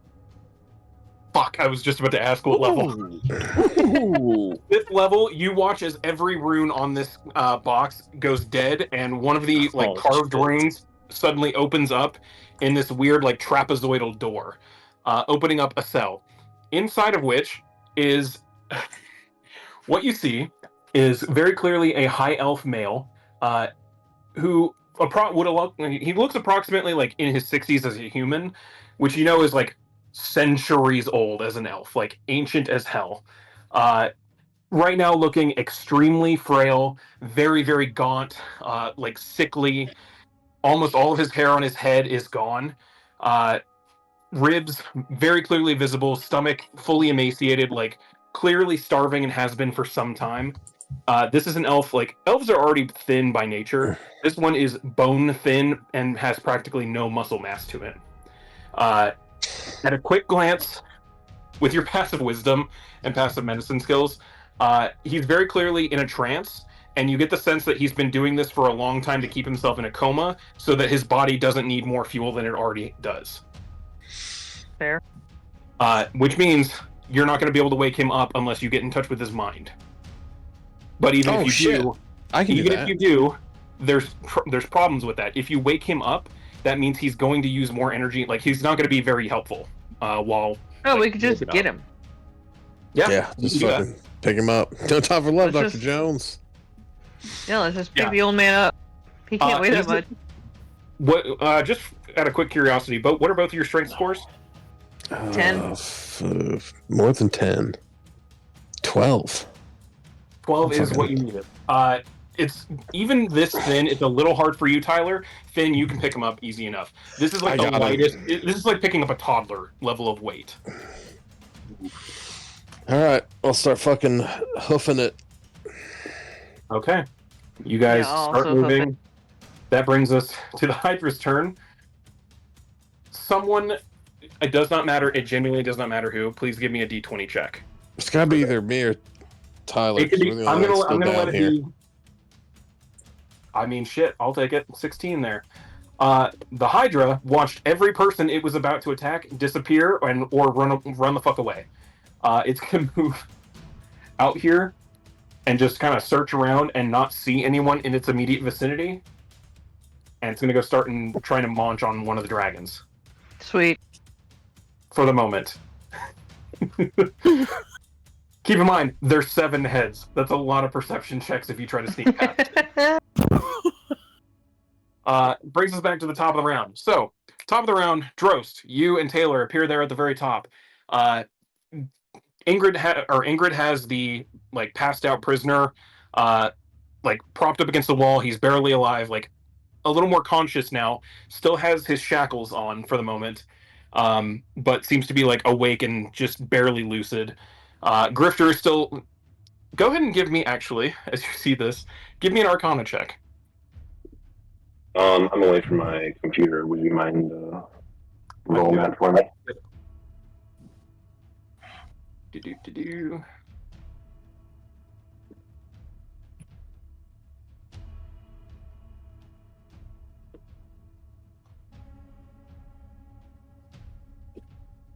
Sorry. No worries. It's taking a little bit to load your sheet, but let's see.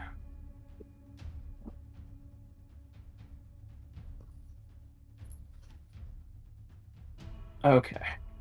Here we go. Arcana. 12. There's something familiar about whatever, Grifter seems to just be doing doodles on the wall, and every once in a while you see something that's why does that look like that weird, flourish that he just did looks familiar. You're not quite registering what he's doing though. Yeah. But the two of you see that, he's just off doing his own thing. Ingrid has prisoner propped up, sees everyone suddenly appear up here. She looks over, everything all right down there? What's going on? We got a really bad guy making his way in here, and we can't get caught here. Wait, So really bad, like how? Like another peacekeeper force or what? Do you know the Blade? Yeah, he was my old boss. Oh, okay, yeah, it's him. So we we're do making need our way in the office. I'll Yep. I'll point the way. Yep, we need to go then. Okay. She immediately she had just finished getting this prisoner situated up against the wall. She immediately lugs him over the shoulders. She's like, "All right, we're going. Grifter, come on!" Tugs on his shirt, and he's like, "Okay," and just gets pulled. As they start making a way, I'm assuming you're going with them, or are you waiting for everyone else? I'll wait. Okay. Taylor, I'm assuming you're waiting as well for your sister. Yes, absolutely. Thought so. Tez and Loki, you two are both climbing the rope. Please give me athletic checks. Tez, you're still raging for this round. You're going to lose it after this one for not taking any damage, but...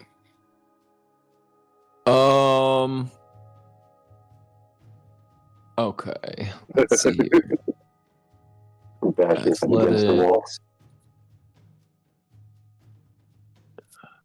Okay. The distance between you two, there's a little bit more room now. Loki was almost getting passed up by Tez.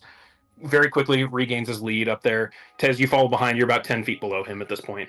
But still making decent amount of footway. You are over halfway at this point, both of you.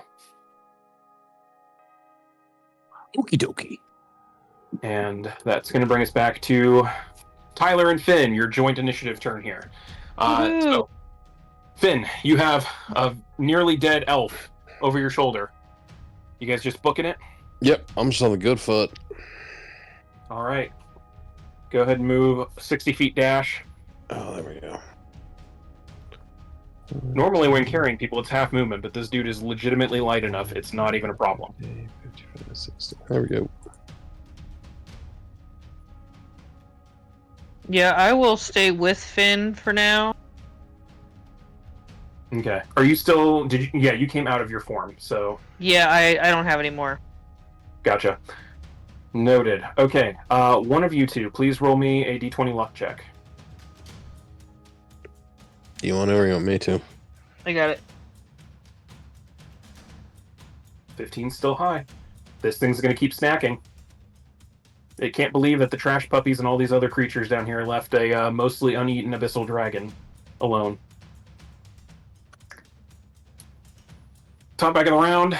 Drost and Taylor, you're still up there, assuming you're waiting. I will say, Drost, it's at this point, you feel like a bit of a tugging at your head again. You're still concentrating on attunement, so you don't have to roll for saves, but you get the sense that, like, this time the tugging isn't to try and take it from you, it's to get your attention.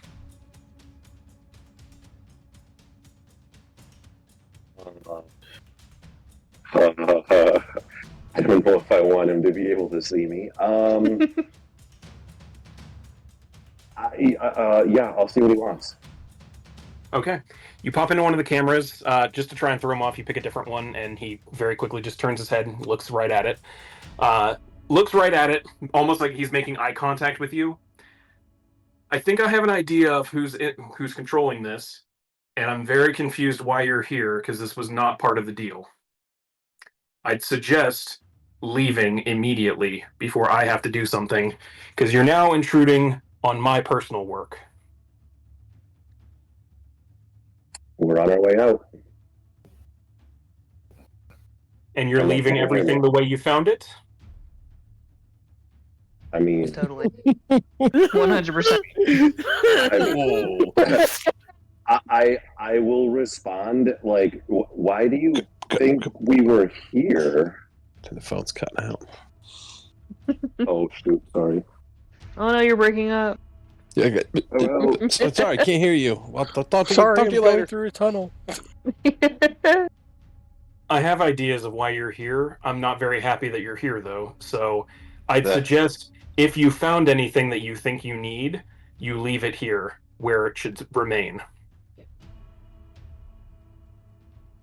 Yeah, I would. My initial response to his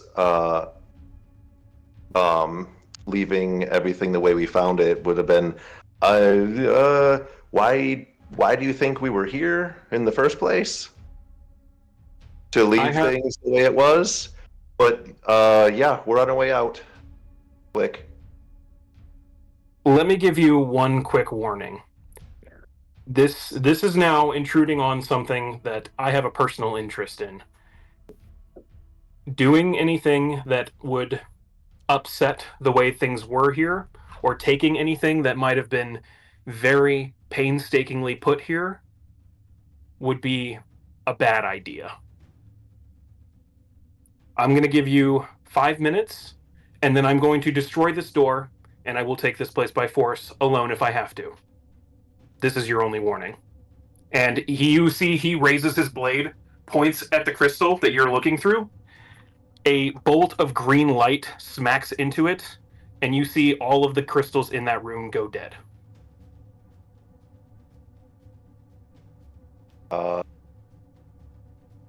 Sort of completely out of futility, but I'm gonna shout down the hall, "We've gotta go now!"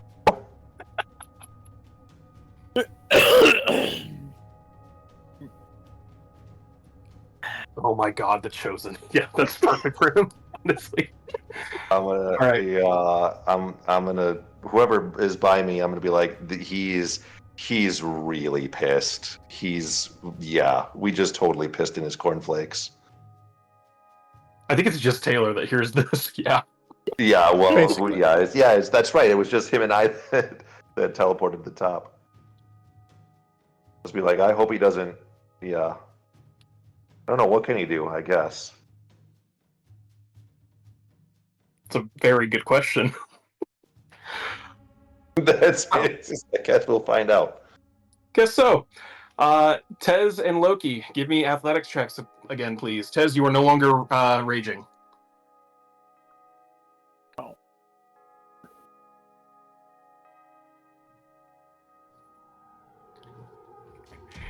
Loki, you're not sure how, but Tez literally climbs over you to pass you on this rope. As you both continue up, you guys are just shy of it. You're now like easily within eyesight of the two up at the top and earshot.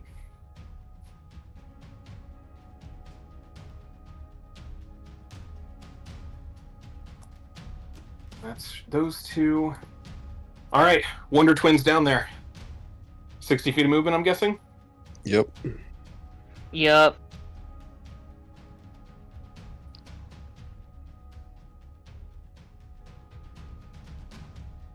I think if I remember doing my calculations, it should be like, yeah, like right There. around. Yep. All right. One of you give me D20 luck check. It's Your my turn, your turn.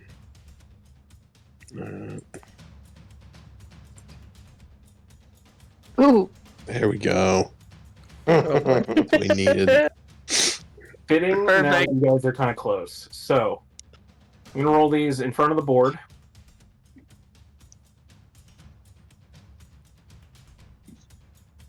Oh, good. I can't be. I can't see me. So two of them are perked up, and they stop snacking on this thing, and they're like looking in kind of the general direction. It's not going to investigate you guys yet because not enough of the heads were in control. Like it's not being tugged that way. Most of them are still eating. There's going to be like it's no longer going to be this thing's ass is facing you though. So, am I more than 500 feet from the top of the cliff? I'd say you are just shy of 500 at this point. You know, in this next round, you'll get within 500 on your movement. Okay. I should say. Then I'll turn to Tyler. I can dimension door. If I get a little bit closer, so don't You wait get all for of me. us? No, I can only get 2.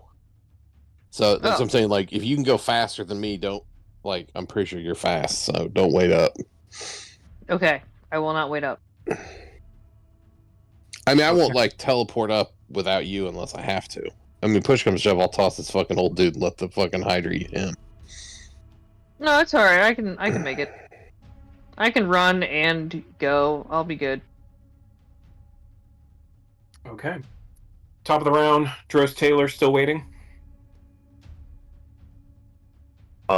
Yeah, I got fuck all. Absolutely. All right. Loki and Tez, last athletic check. So long as you beat a 15, you're at the top. Okie dokie. Why'd you give him the number? You know that's not going to happen. I'm good. Hurry up, Loki. How far away are they? Oh no, never mind. I can't do that anyways. They're within at this point. Tez makes it up, no problem, because he already passed Loki at this point. Loki is starting. Loki's now. This is the second time Loki's had to do this climb up. He's a little sluggish, and he gets within, I'd say, 30 feet, and he starts slipping a bit. Yeah, I was thinking I could. I'm going to. I don't know how many spell slots I've got, but I'm going to just tell Loki, "Hey, just let me grab you." And I'm gonna use a vortex warp on him. And unless he wants to save, I will yank him to the top. Nope, I'm good. I'm a little tired. Yeah, you feel your strength start flagging, and the second Dross calls down, you just poof and appear up there with Tez and them. Thank you. And then back to the twins. Not really the twins, but the danger twins. So, Finn, I think yours is pretty obvious. 30 feet of movement, and then dimension door.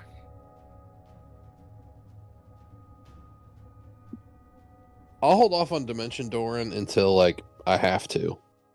Okay. When I see the Hydra, so I'll move I'll move 30. Do I see anything? Like, can I see the Hydra at this point? Yeah, give me a perception check. I mean, I can probably guess about where it's at, just from... Yeah, My the sounds passive. alone, you know it's not like right up on where the Bahir and everything is. Yeah. You know there's at least some distance. 10. It's a little ways back there. Most of the heads look occupied. It looks like 2 might be trying to pay attention, but you're not entirely sure. Okay. This dude's a little heavy, and your breathing's a little heavy right now. Like, it's a little hard to concentrate.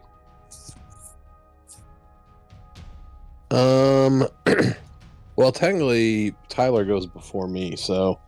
That's true. You guys have just been operating on the same initiative since, simplicity. So, Tyler... Yeah. I guess I did tell her to just take off, so I'll see how far she can run. Yeah, I'm taking off. So I can dash 60 feet and then teleport 60 feet. So I want to know how far that's going to get me. Okay. Dashing 60 feet. Yep, I'll get you, like, there. And...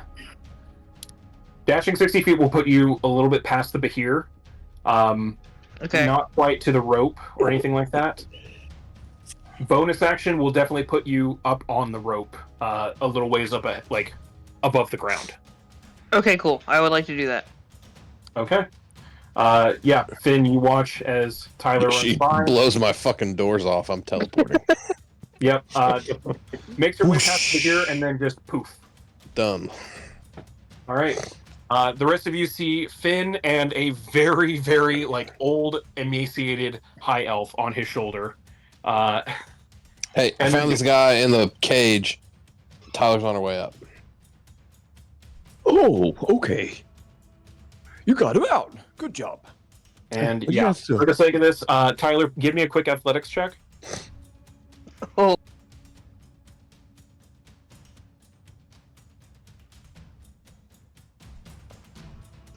Well. Oh, I'll have Elvis fly up behind her and help her. Yeah. All right. Thanks, Elvis. Give me one more. So you can roll with advantage. So you get to roll it again. 13. Okay. Yeah. It'll be slow going, but if you want to, you can do it, the old-fashioned way. Yeah, I'm just gonna end up teleporting again. Okay. Yeah. I'll use my normal one this time. Maybe. Depends. How tall is it? It's a 200-foot tall rope, like, climb that you have to do. You started a little over 50 feet high. So you started about a quarter of the way. If you have enough teleportation stuff to get you 150 feet up, you're fine. Oh yeah, I have plenty more uses. Cool. Yeah, takes a couple rounds, but I'm going to say we're out of initiative at this point. The Hydra just keeps feasting, as it is now king of the level 3. It no longer has. It is the top of the food chain. Never has to deal with another thing. It's probably going to eat those poor little trash puppies, but such is nature. All of you are now on level 2, and you have.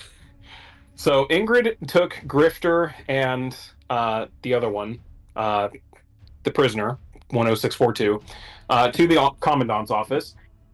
You guys are just still here, and now you have an emaciated elf. Are you doing anything, or are you just heading for the commandant's office? Do not pass go. Book it. Yeah. Yeah. As everyone who gets to the top of the thing, I'm reiterating, like, the Blade is really pissed that we're here. I don't know what kind of repercussions, but, like, he's pissed that we've now fucked up his. Good. It was weird that he was so chummy the last time. This feels much more natural. Yeah, I don't need to hear anything else. I think we should have an adversarial relationship with our nemesis. I don't think we should be like, yeah, I don't want to be his fucking coffee. Yeah, I think so too. He's an asshole. Yeah, fuck that guy. Yeah, he's like literally trying to destroy the fucking planet. He can hear us. Like all of reality. All right. of this said as running. Yeah, no, you guys are for sure. For our lives. You guys are full booking it. It's a good thing you've already fully evacuated this place. It would be a nightmare to try and do so otherwise now. Making your way to the commandant's office. It takes a little bit to get the arcane circle there configured to use Avandre's Dross, but you're absolutely able to use it without having to cast teleportation circle. Hey, before we leave, can you sick all those fucking like killer robots on him? Yeah, I've been working on that. Or maybe just self-destruct them. Just blow them all Oh. up. Then you have to rebuild them. Oh shit. So yes. So I was just gonna say, I want to whatever code that we put in. Sorry, If what? we disrupted the anti-magic field, can you send them all down to go kill the Hydra? Maybe. So, the first for sure, what I'm gonna do is, I guess, if this is possible, if I know that I can give them like a standing order, I want them to tear down the teleportation circle as we leave. My intention is to eliminate the coordinates of Andre's teleportation circle. I'm assuming the blade can get in there if he wants to, but at least that'll do something, make me feel better. If that's not possible, then or I guess I'll do whatever I can, and whether it's effective or not, that'll be my order for at least like 3 of them, and the rest I think I'm just gonna have them continue filing towards the top level. Okay. You start having some of them go to the top level, others that are going to destroy the circle as soon as you're through it. It takes a little bit of configuring, about a minute to do so, and suddenly, poof, circle is active and people can pass through it. Is there any order that you guys are going in particular, or is everyone just bum rushing it, try to get through there? Bum rush. B. I mean, yeah, it should be able to take all of us at the same time, more or less, right? It should. You all jump into it. Drost, as you're hopping into it, you feel that connection to the pit, or the hole, sorry. As you're leaving, the attunement is breaking because it requires... The attunement for this facility specifically requires you to be in the facility to be attuned to it. In the last seconds, you have... Like, the Purgers have their orders. They're planning to do it. As you're passing through and you feel that connection breaking, you get one last look as one crystal up an intake that was not in the room with the teleportation circles, but like in the administration area. You see and you feel as the facility shakes. A massive explosion as the front gate is blown open. And the blade walks in. There's a couple Purgers already up there, ready to try and fight. He looks at them, snaps his fingers, and they shut down. Well, I might have slowed him down a little bit. Self-destruction. And your connection to the facility cuts as you pass through the teleportation circle. I need one last luck check. And this is for something that is out of your control. This is a 50-50, okay? Technically neither is good or bad. This is just, it's determining what's going to happen here. Great. Not me. I'll do it. What do you want, a D20 or a D100 or?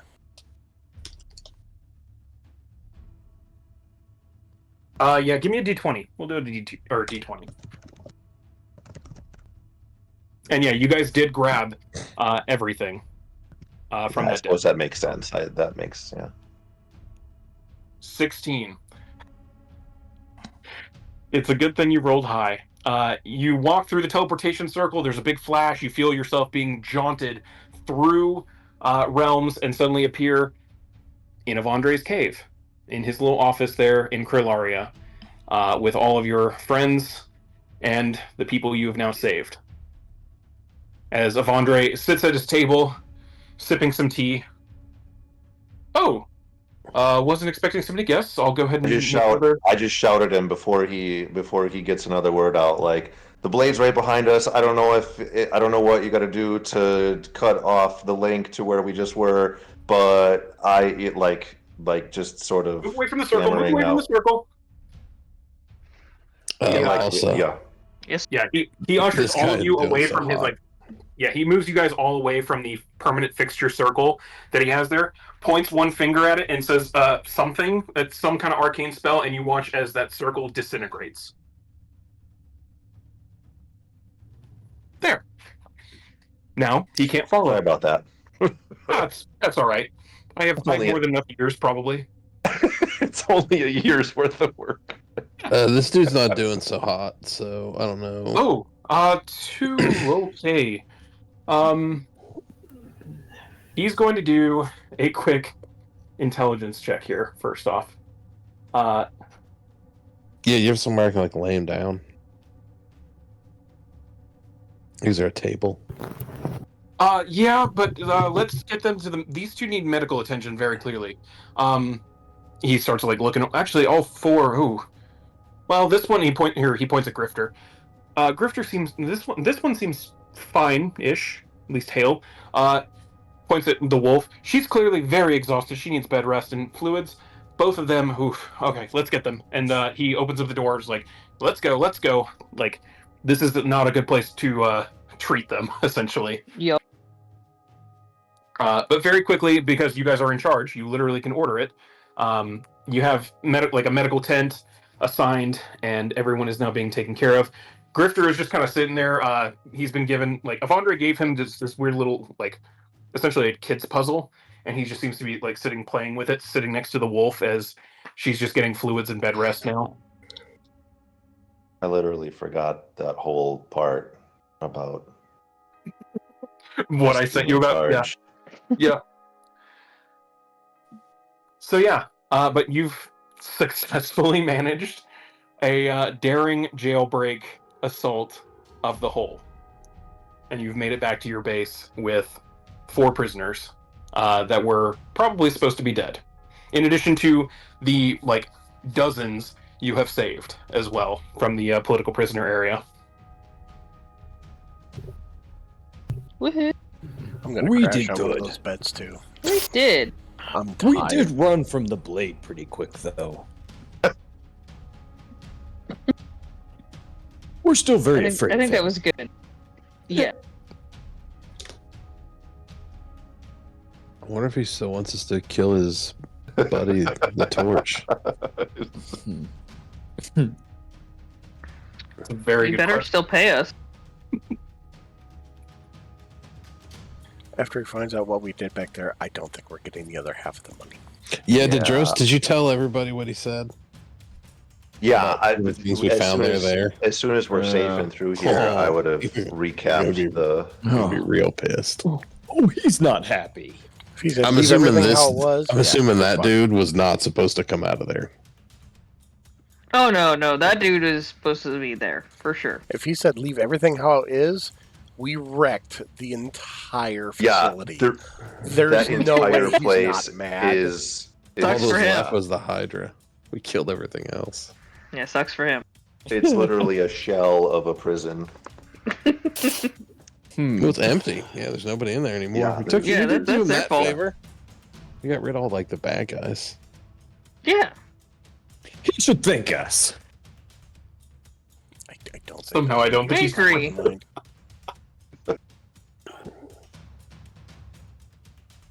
Yeah, the wolf kind of sits up a little bit as she's resting, just trying to take it easy at this point.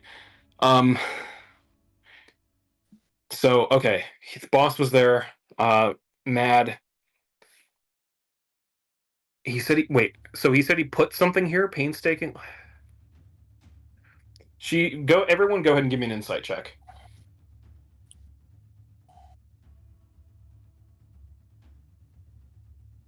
Oh, did we miss Insight. something? I bet we missed something. Oh,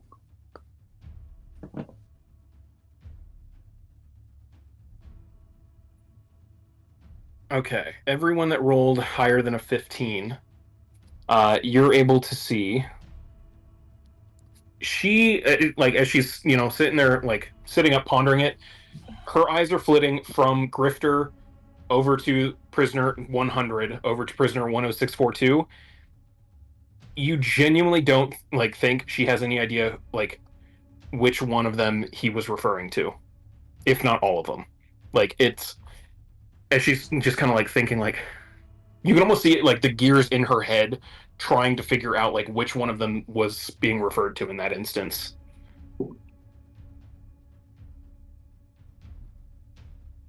My money's on the dude in the special rune-covered magic prison. Well, yeah, I mean, that guy's been there forever, though. Like, there was another guy that used to live down there, who was alive for a little while. He died, like, my third day in there. He got eaten by the Hydra, but apparently they used to let that dude wander around, and then they got mad at him for doing that, and they finally, like, locked him up. That was, like, 100-something years ago. Oh, damn. So, like, he's been in there, like, I don't know who he is. I genuinely don't know who he is.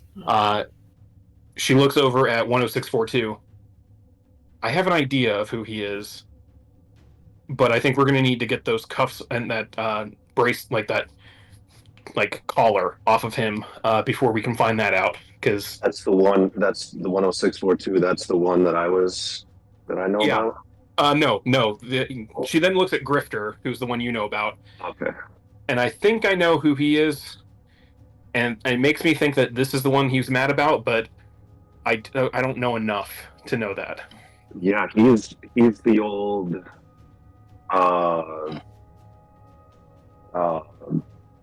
leader of the. Sorry, I don't have the specifics. But the high mage. The old archmage of the Order of Magi. Wait, he's what? Who was like forced out by the Empress, and yeah. Well, that explains why my family wanted to keep him alive. Okay.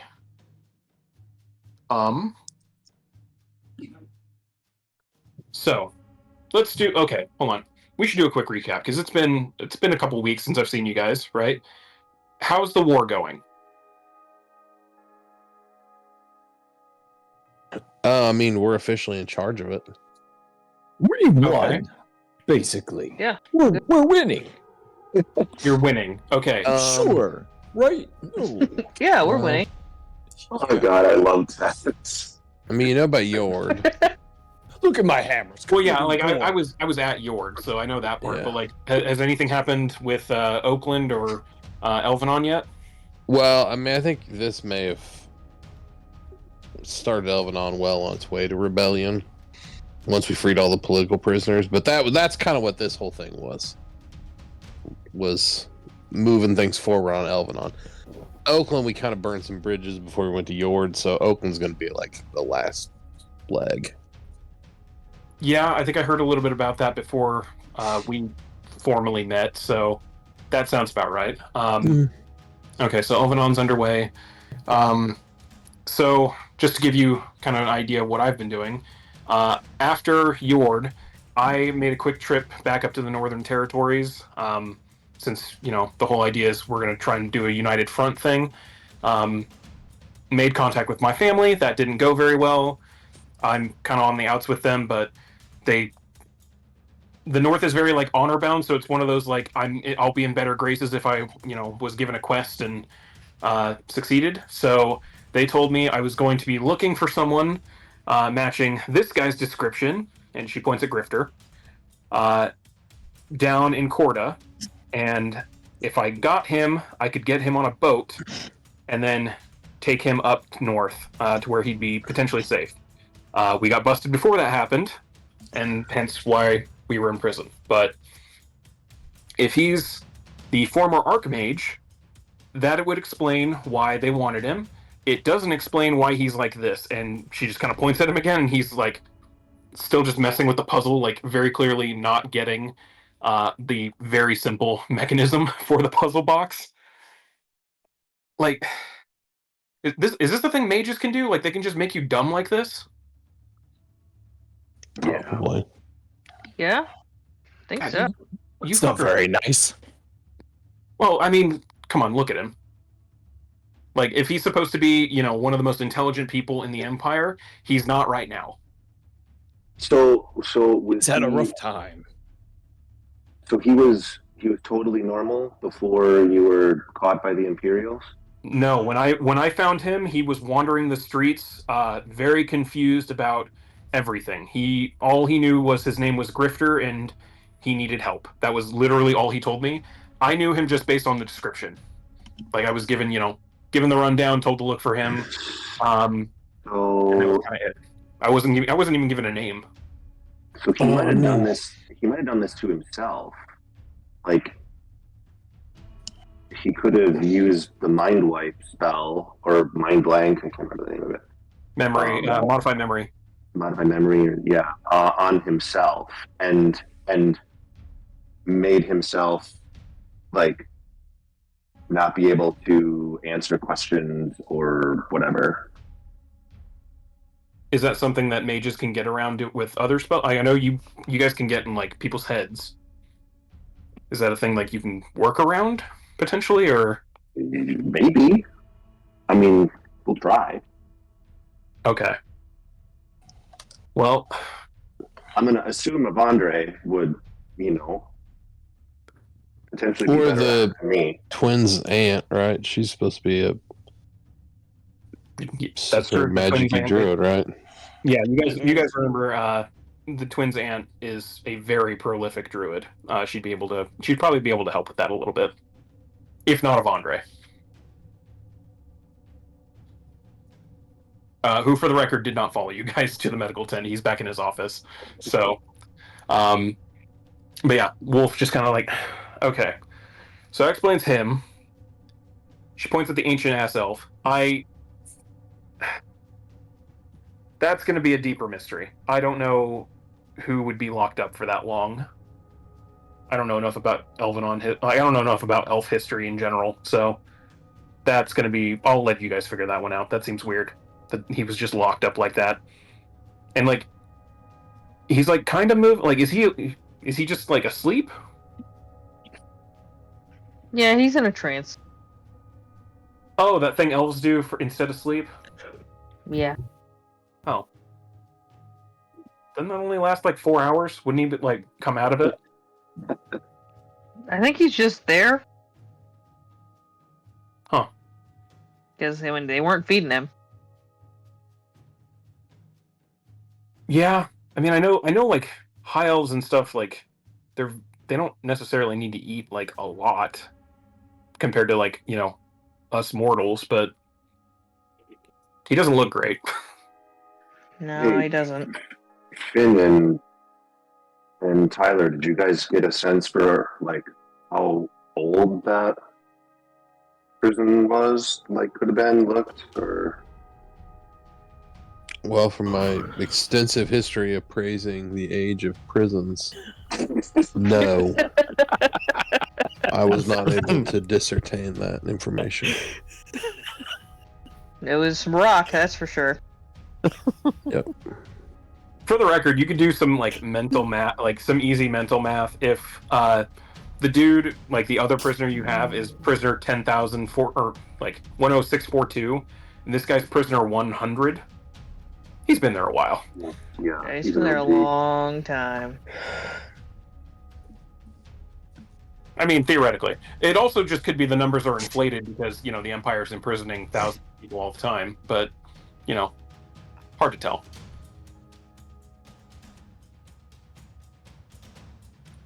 I guess we'll have to check with him when he wakes up. Yep. We need to get him some goat's milk. That'll put the weight back that on. might do it, Tez. Goat's I'm going to milk, go I mean, find some. You watch one of the medics who just kind of comes in and has just been like tending, looks over, just like taking some basic vitals. So, I think he's like did this to himself as like a comatose kind of state, like, recognizing like it was going to be really bad if he was still awake, so he just kind of put himself to sleep. Are any of you capable of like doing any kind of like mental magic or anything, or getting in touch with him psychically? I mean, I can talk inside of his head. Okay. That might be the only way to communicate with him right now, because this is kind of one of those, like, I don't think he's going to wake himself up out of it. So I just tell him, wake up. I mean, we you made you can. a sandwich, dog. Wake up. Do you tell him that? Yeah. Okay. You tell him that, and you Hey, see. you're not in prison anymore, buddy.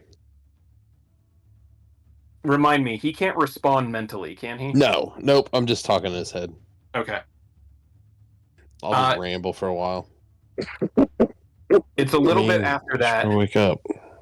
It's a little bit after that. You see just like the barest fluttering of eyelids. As he slowly comes to consciousness. I think he said goat's milk. No, he didn't. The medic immediately like starts tending him, pouring some healing spells into him. It's okay. You're gonna be all right. You're severely emaciated. Just keep resting. We just needed to get you out of a comatose state so we can actually like help. Don't try talking yet. We'll get you healed up and taken care of. And they just kind of wheel him off over like to essentially like an ICU area so where he can get some rest and food and water and shit. The other prisoner. Just in case that dude's like Hannibal Lecter and we just like let a monster out of prison, like I'll like signal some guards and be like, you know, you're protecting him, but like also watching him just to make sure. They kind of look over at him and like the skin, like emaciated elf, like you're the boss. They head over to go. Yeah, cool. When you get stabbed in the throat with a scalpel because you're not paying attention, don't put that shit on me.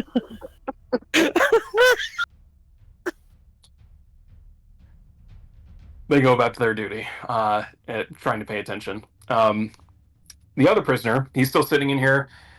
He's back to being like he's just asleep at this point, but you can very clearly see, still wearing the cuffs around his hands and the big collar around his neck. That seems to be doing the same thing. Like, actually, I don't know if you guys got a good look at it earlier. Anyone who is proficient can give me an Arcana or Investigation check. Dang. Finn, you can do so with advantage. Okay. Where do you land on Misty stepping out of handcuffs and restraints? Because if I could take a little short rest, I can get some spell slots back and Misty step this dude out of those bonds.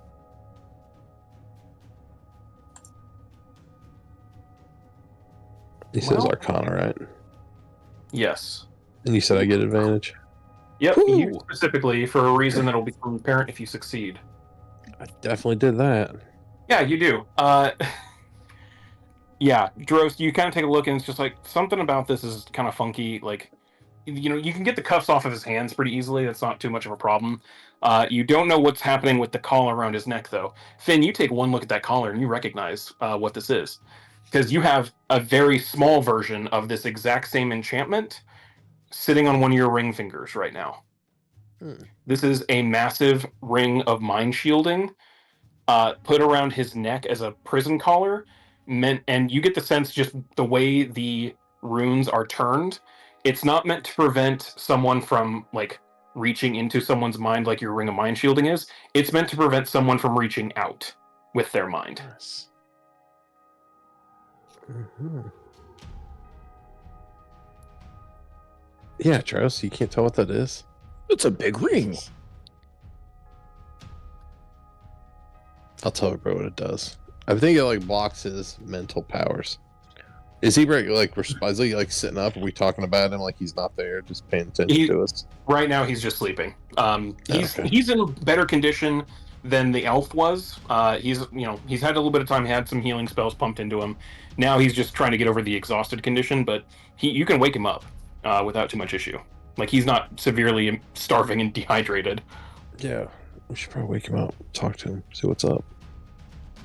Okay. Wait, can we take a short rest and then wake him up? Yeah. Just in case I want to try that Misty Step thing. Yeah. You guys are able to take a short rest. If anyone needs to heal up or wants to, feel free to roll hit dice, all that.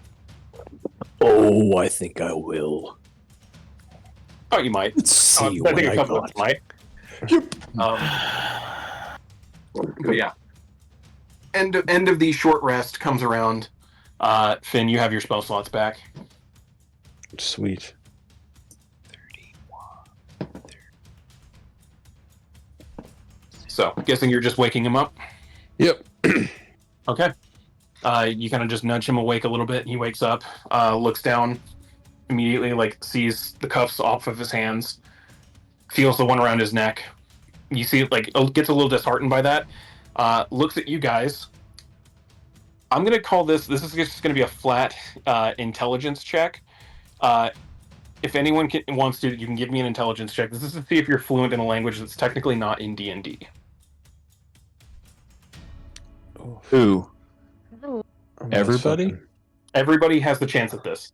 Oh, What are we my- rolling? DC 10 to Oh. you have learned this. Whoa! My fuck. intelligence is -1. Yeah. I'm smart though. Oh, look at me. I drink This is- goat's milk. This is so far. This is hilarious. Okay. Jesus, the two dummies fucking got real close to getting it. Oh shit, that's funny. Okay. I'm trying to think of a way to justify this, and I think I have. What do you think, Finn? Drost. This guy immediately starts making gestures with his hands that are very clearly like above and beyond anything you've studied. You know some ancient languages, like some weird stuff. This one, it's beyond you. You're not sure what he's doing with his hands. The rest of you have had to interact with other, like, for one reason or another, interacted in like silent environments or just common folk. Sign language isn't that uncommon amongst people, especially with people who aren't able to like communicate properly, or if you're say hiding from the guards and need to be able to communicate with a friend without saying anything verbally. You know some basic sign. Most of you know decent sign language. Some of you better than others. Finn, you have a very good grasp of it, specifically because of your criminal background. But you see, he immediately starts signing to you guys. To whom do I owe my my savior or my salvation? The fucking voiceless dude. He kind of like looks up a little bit, like he's thinking, and then signs. Who are the voiceless? Oh, we're the anti-imperial rebellion. He kind of thinks about it and signs again. There's a rebellion going on? There's now. He then signs again. What's today's date? And you guys know you're 599, second day of the month, or second day of the month of sun. I'm assuming one of you gives that information to him. Yes. Yeah, that. He kind of stops. Day. He kind of stops and like sits and thinks for a little bit, and you can see him like counting on his hands a little bit. Finn, you recognize that look. That's someone who's trying to figure out how long they've been in the clink. Yep. He stopped counting the years. I mean, math. well, you got to think about it. He was also in solitary down there. There's no sun, no indication of time passing. He literally doesn't know how long he's been in there as he's trying to figure it out. That's sad. Pull my notes up to see when exactly he got. Okay. He then kind of like stops. And he like thinks about it a little bit. Where is? Hold on. Sorry. Looking one last thing. Then he signs. Is Prince Lothariel sitting on the throne? I mean, definitely not, right? Yeah, definitely not. It's an empress. It's Who's that? yeah, Tez has no fucking clue. Most of you, I mean, all of you were Empire born. Prince Lothariel was the former heir, and he died. He died about 16 years ago. Oh. 16, 17. Oh. Like it's a little vague. Most of you aren't like super read. Drost would know it's been exactly 18 years since he died. And you guys say no, he's not. This guy signs. Who sits on the throne? I'll tell him Empress. What's her name? Yep. Empress Lillian Lightrock, and he like immediately stops signing.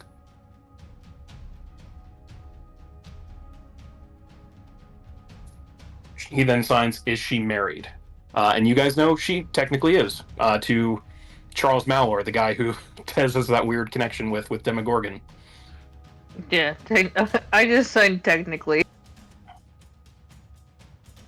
he then like gets kind of confused. You see the look on his face a little bit. It's like confused and also a little angry. Like, technically, who is she married to? I tell him. You see his hand. He stops signing. Like, he looks like he's about to sign something, and then his fists just clench, and they like get white knuckled at that point. I'm like, yeah, that one. He sits and he's just like starts kind of just errantly scratching at part. Like, you can tell this is like brink of a panic attack, like trying to figure out what he's lost. You don't know who this guy is, but you very clearly something is up with this. You're upsetting him. What's that? You're upsetting him. Oh. Look what's happening. Oh, it's okay. He then signs, and like he kind of looks around, like sees, starts taking in, calms down a little bit, starts taking in everything around him, looking, a lot of non-humans nearby. He then signs, "How do you treat Imperial nobility as prisoners?" I mean, depends on who they are. Are you nobility? Give me an insight check. Ooh, can I also make one? Anyone who wants to, yeah.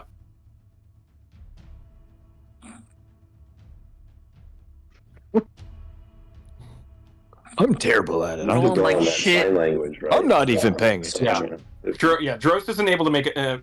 No, Drost. I'll say you can make it a disadvantage though, because this isn't reading his fingers at this point. This is reading something else. Sure. Again, this is the guy that I know as the former Archmage, right? No, that guy is Grifter. That's the one that's messing with the puzzle, who's clearly missing a few screws. This is the other guy, the dude wearing the big like telepathic block collar on him. I keep doing that. Yeah. Okay. Oddly enough, Loki's the only one that catches it. Loki, you immediately, most of you get the sense that he's a little hard to read. It's also hard to get obviously tone and things like that don't exist when doing sign language. Loki, you pick up on the fact there's a hesitancy now, as he's pondering what to say, because he's not sure what he should share with you, if he can trust you guys. And that's very clear just in the sudden stop right before he starts signing again. "I am nobility, but I'm not sure I'm worth anything to the nobility anymore." I mean, how long you were in prison for?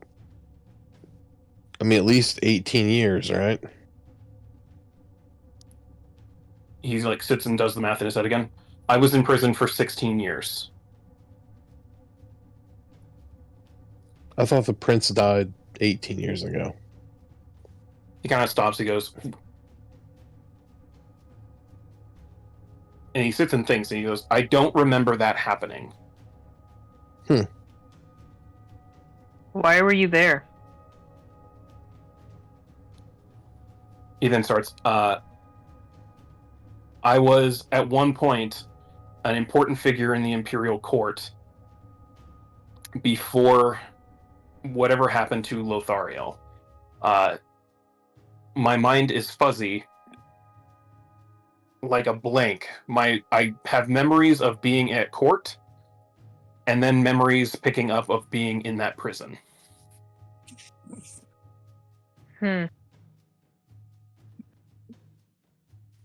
What's Oh, go ahead.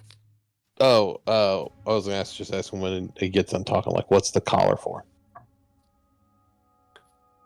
"To prevent my telepathic powers."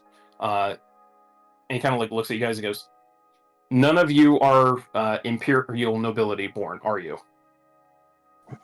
No. Far from it. Yeah. No way.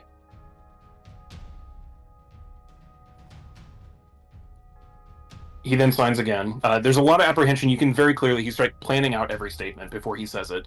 It's no longer the rapid fire stuff he was doing earlier. Is your plan to kill the Empress? No. There's a dude in the ballet that's trying to bring some demon to this realm and like destroy all of existence. We're mostly trying to stop him. He then signs, if it's who I think it is, I want him dead too. If you swear not to harm the Empress, I will tell you everything. Yeah, seems like the Empress isn't like terrible, right? From what you know, the Empress is not as much of like a hands-on figure as her father used to be. It's a lot more of like the committee running things in her stead. Like she'll give a policy, like the almost how like the British Empire kind of works, of like give like this is what I kind of want done. Someone go do it. Very very hands off. Like she doesn't deal with the nitty gritty of things. The only thing that she's ever had like direct interference with her government, specifically, was the appointment of the current Archmage. That was the only time she ever exercised her authority as the Empress of like, no, you're going to do what I tell you. So.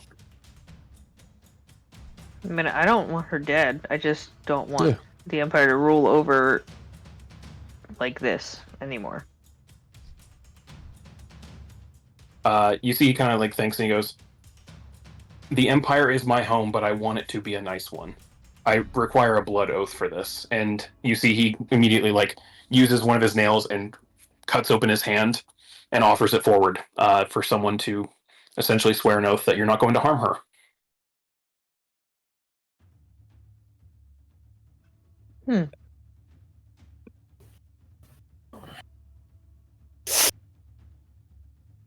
I mean, does anyone accept? That's not a big deal. Sure, I mean, whatever. Wait, do we know this? I don't.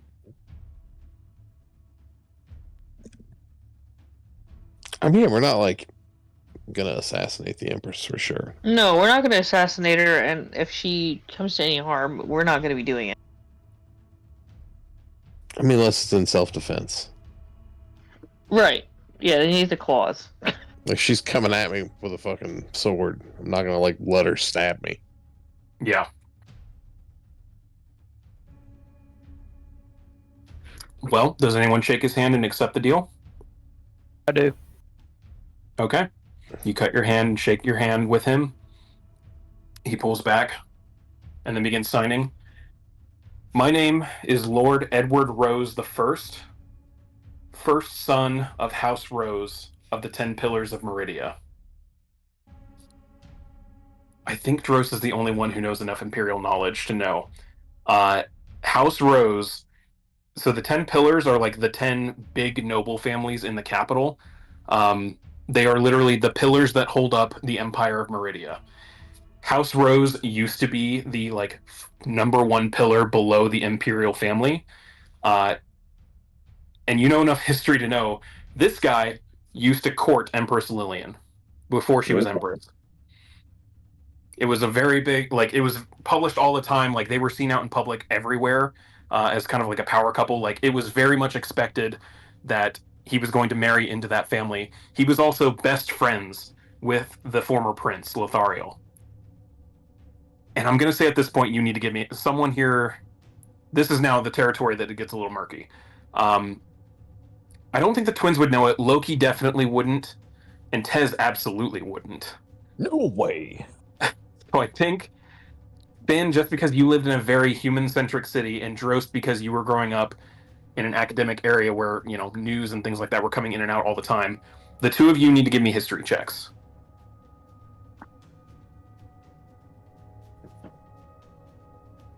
I'm not very good at this. 29. Drost, you have an almost like prophetic moment of remembering this because it was such a big story back when you were living in the dorms. Back in the day, like this was one of the biggest imperial scandals back then.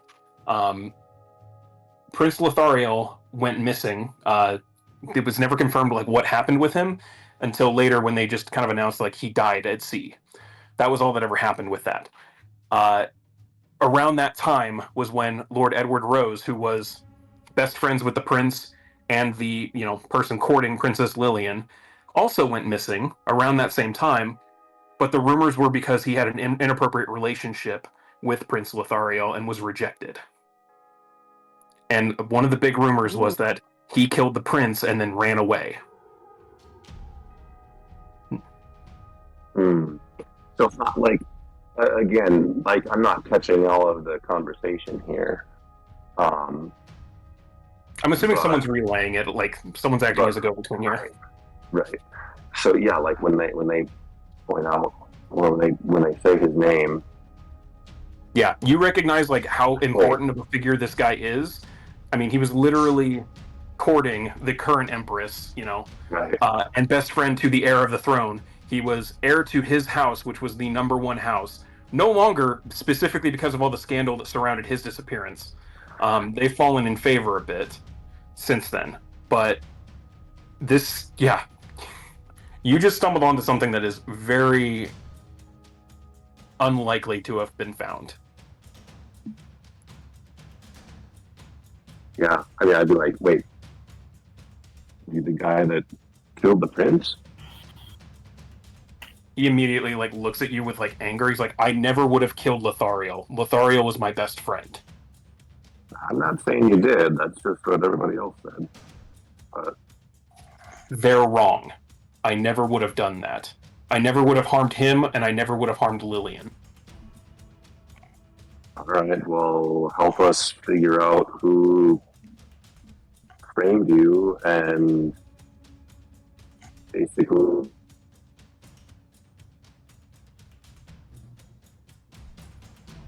I'm pretty sure I know who betrayed me. I just don't know how, because my memory's missing. But I'm almost confident Lord Charles Malor is the one who did it.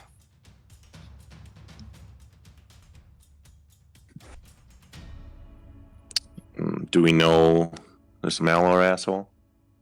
Yeah, Charles Malor is the guy, the consort to the Empress, the guy that she's married to, and the guy who's now carrying an aspect of Demogorgon. Uh-huh. Did you guys already tell him about that? Yeah. Oh no, you didn't tell him. Yeah, you didn't tell him about the aspect part. Just that he was married to the Empress. Oh, it makes sense. If he's married to her, he took you out.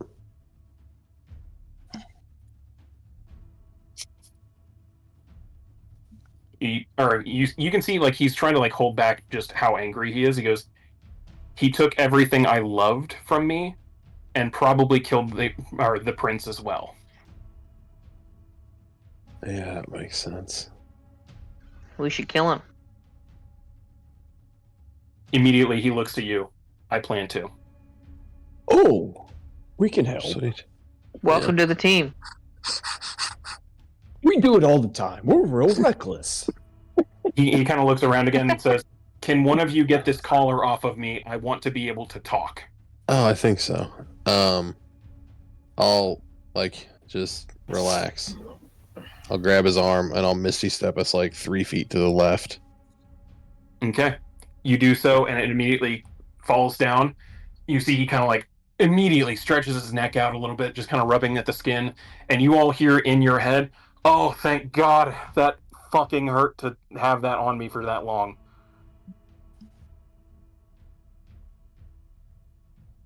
Cool. Okay, so now that I can actually talk without needing my hands, so you're rebels. Yep. Okay, cool. You're not going to kill me. I'm going to help you guys as best I can. It sounds like this Mallard is the big problem. He's a the fucking blade is. He is. He kind of stops. You're as you say that out loud. Who's the blade? I'll describe him. Piece of shit. Just so I'm clear, are you giving a physical description of him, or are you just describing his position? Both. Yeah, this is what he looks like. He's just. I think he's just big dude for the Empire.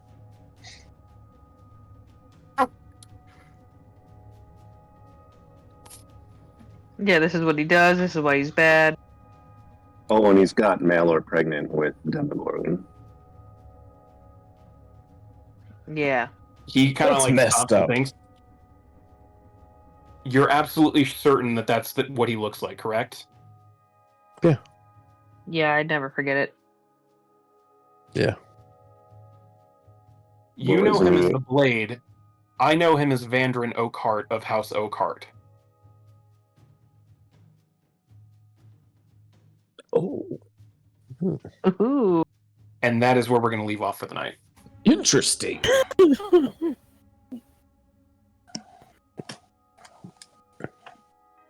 All right, good stuff. Okay, so The oak doesn't fall far from the tree. Ew. all right, so I'm Fair getting enough. the recording here. So thank you guys for watching, and we will catch you next time.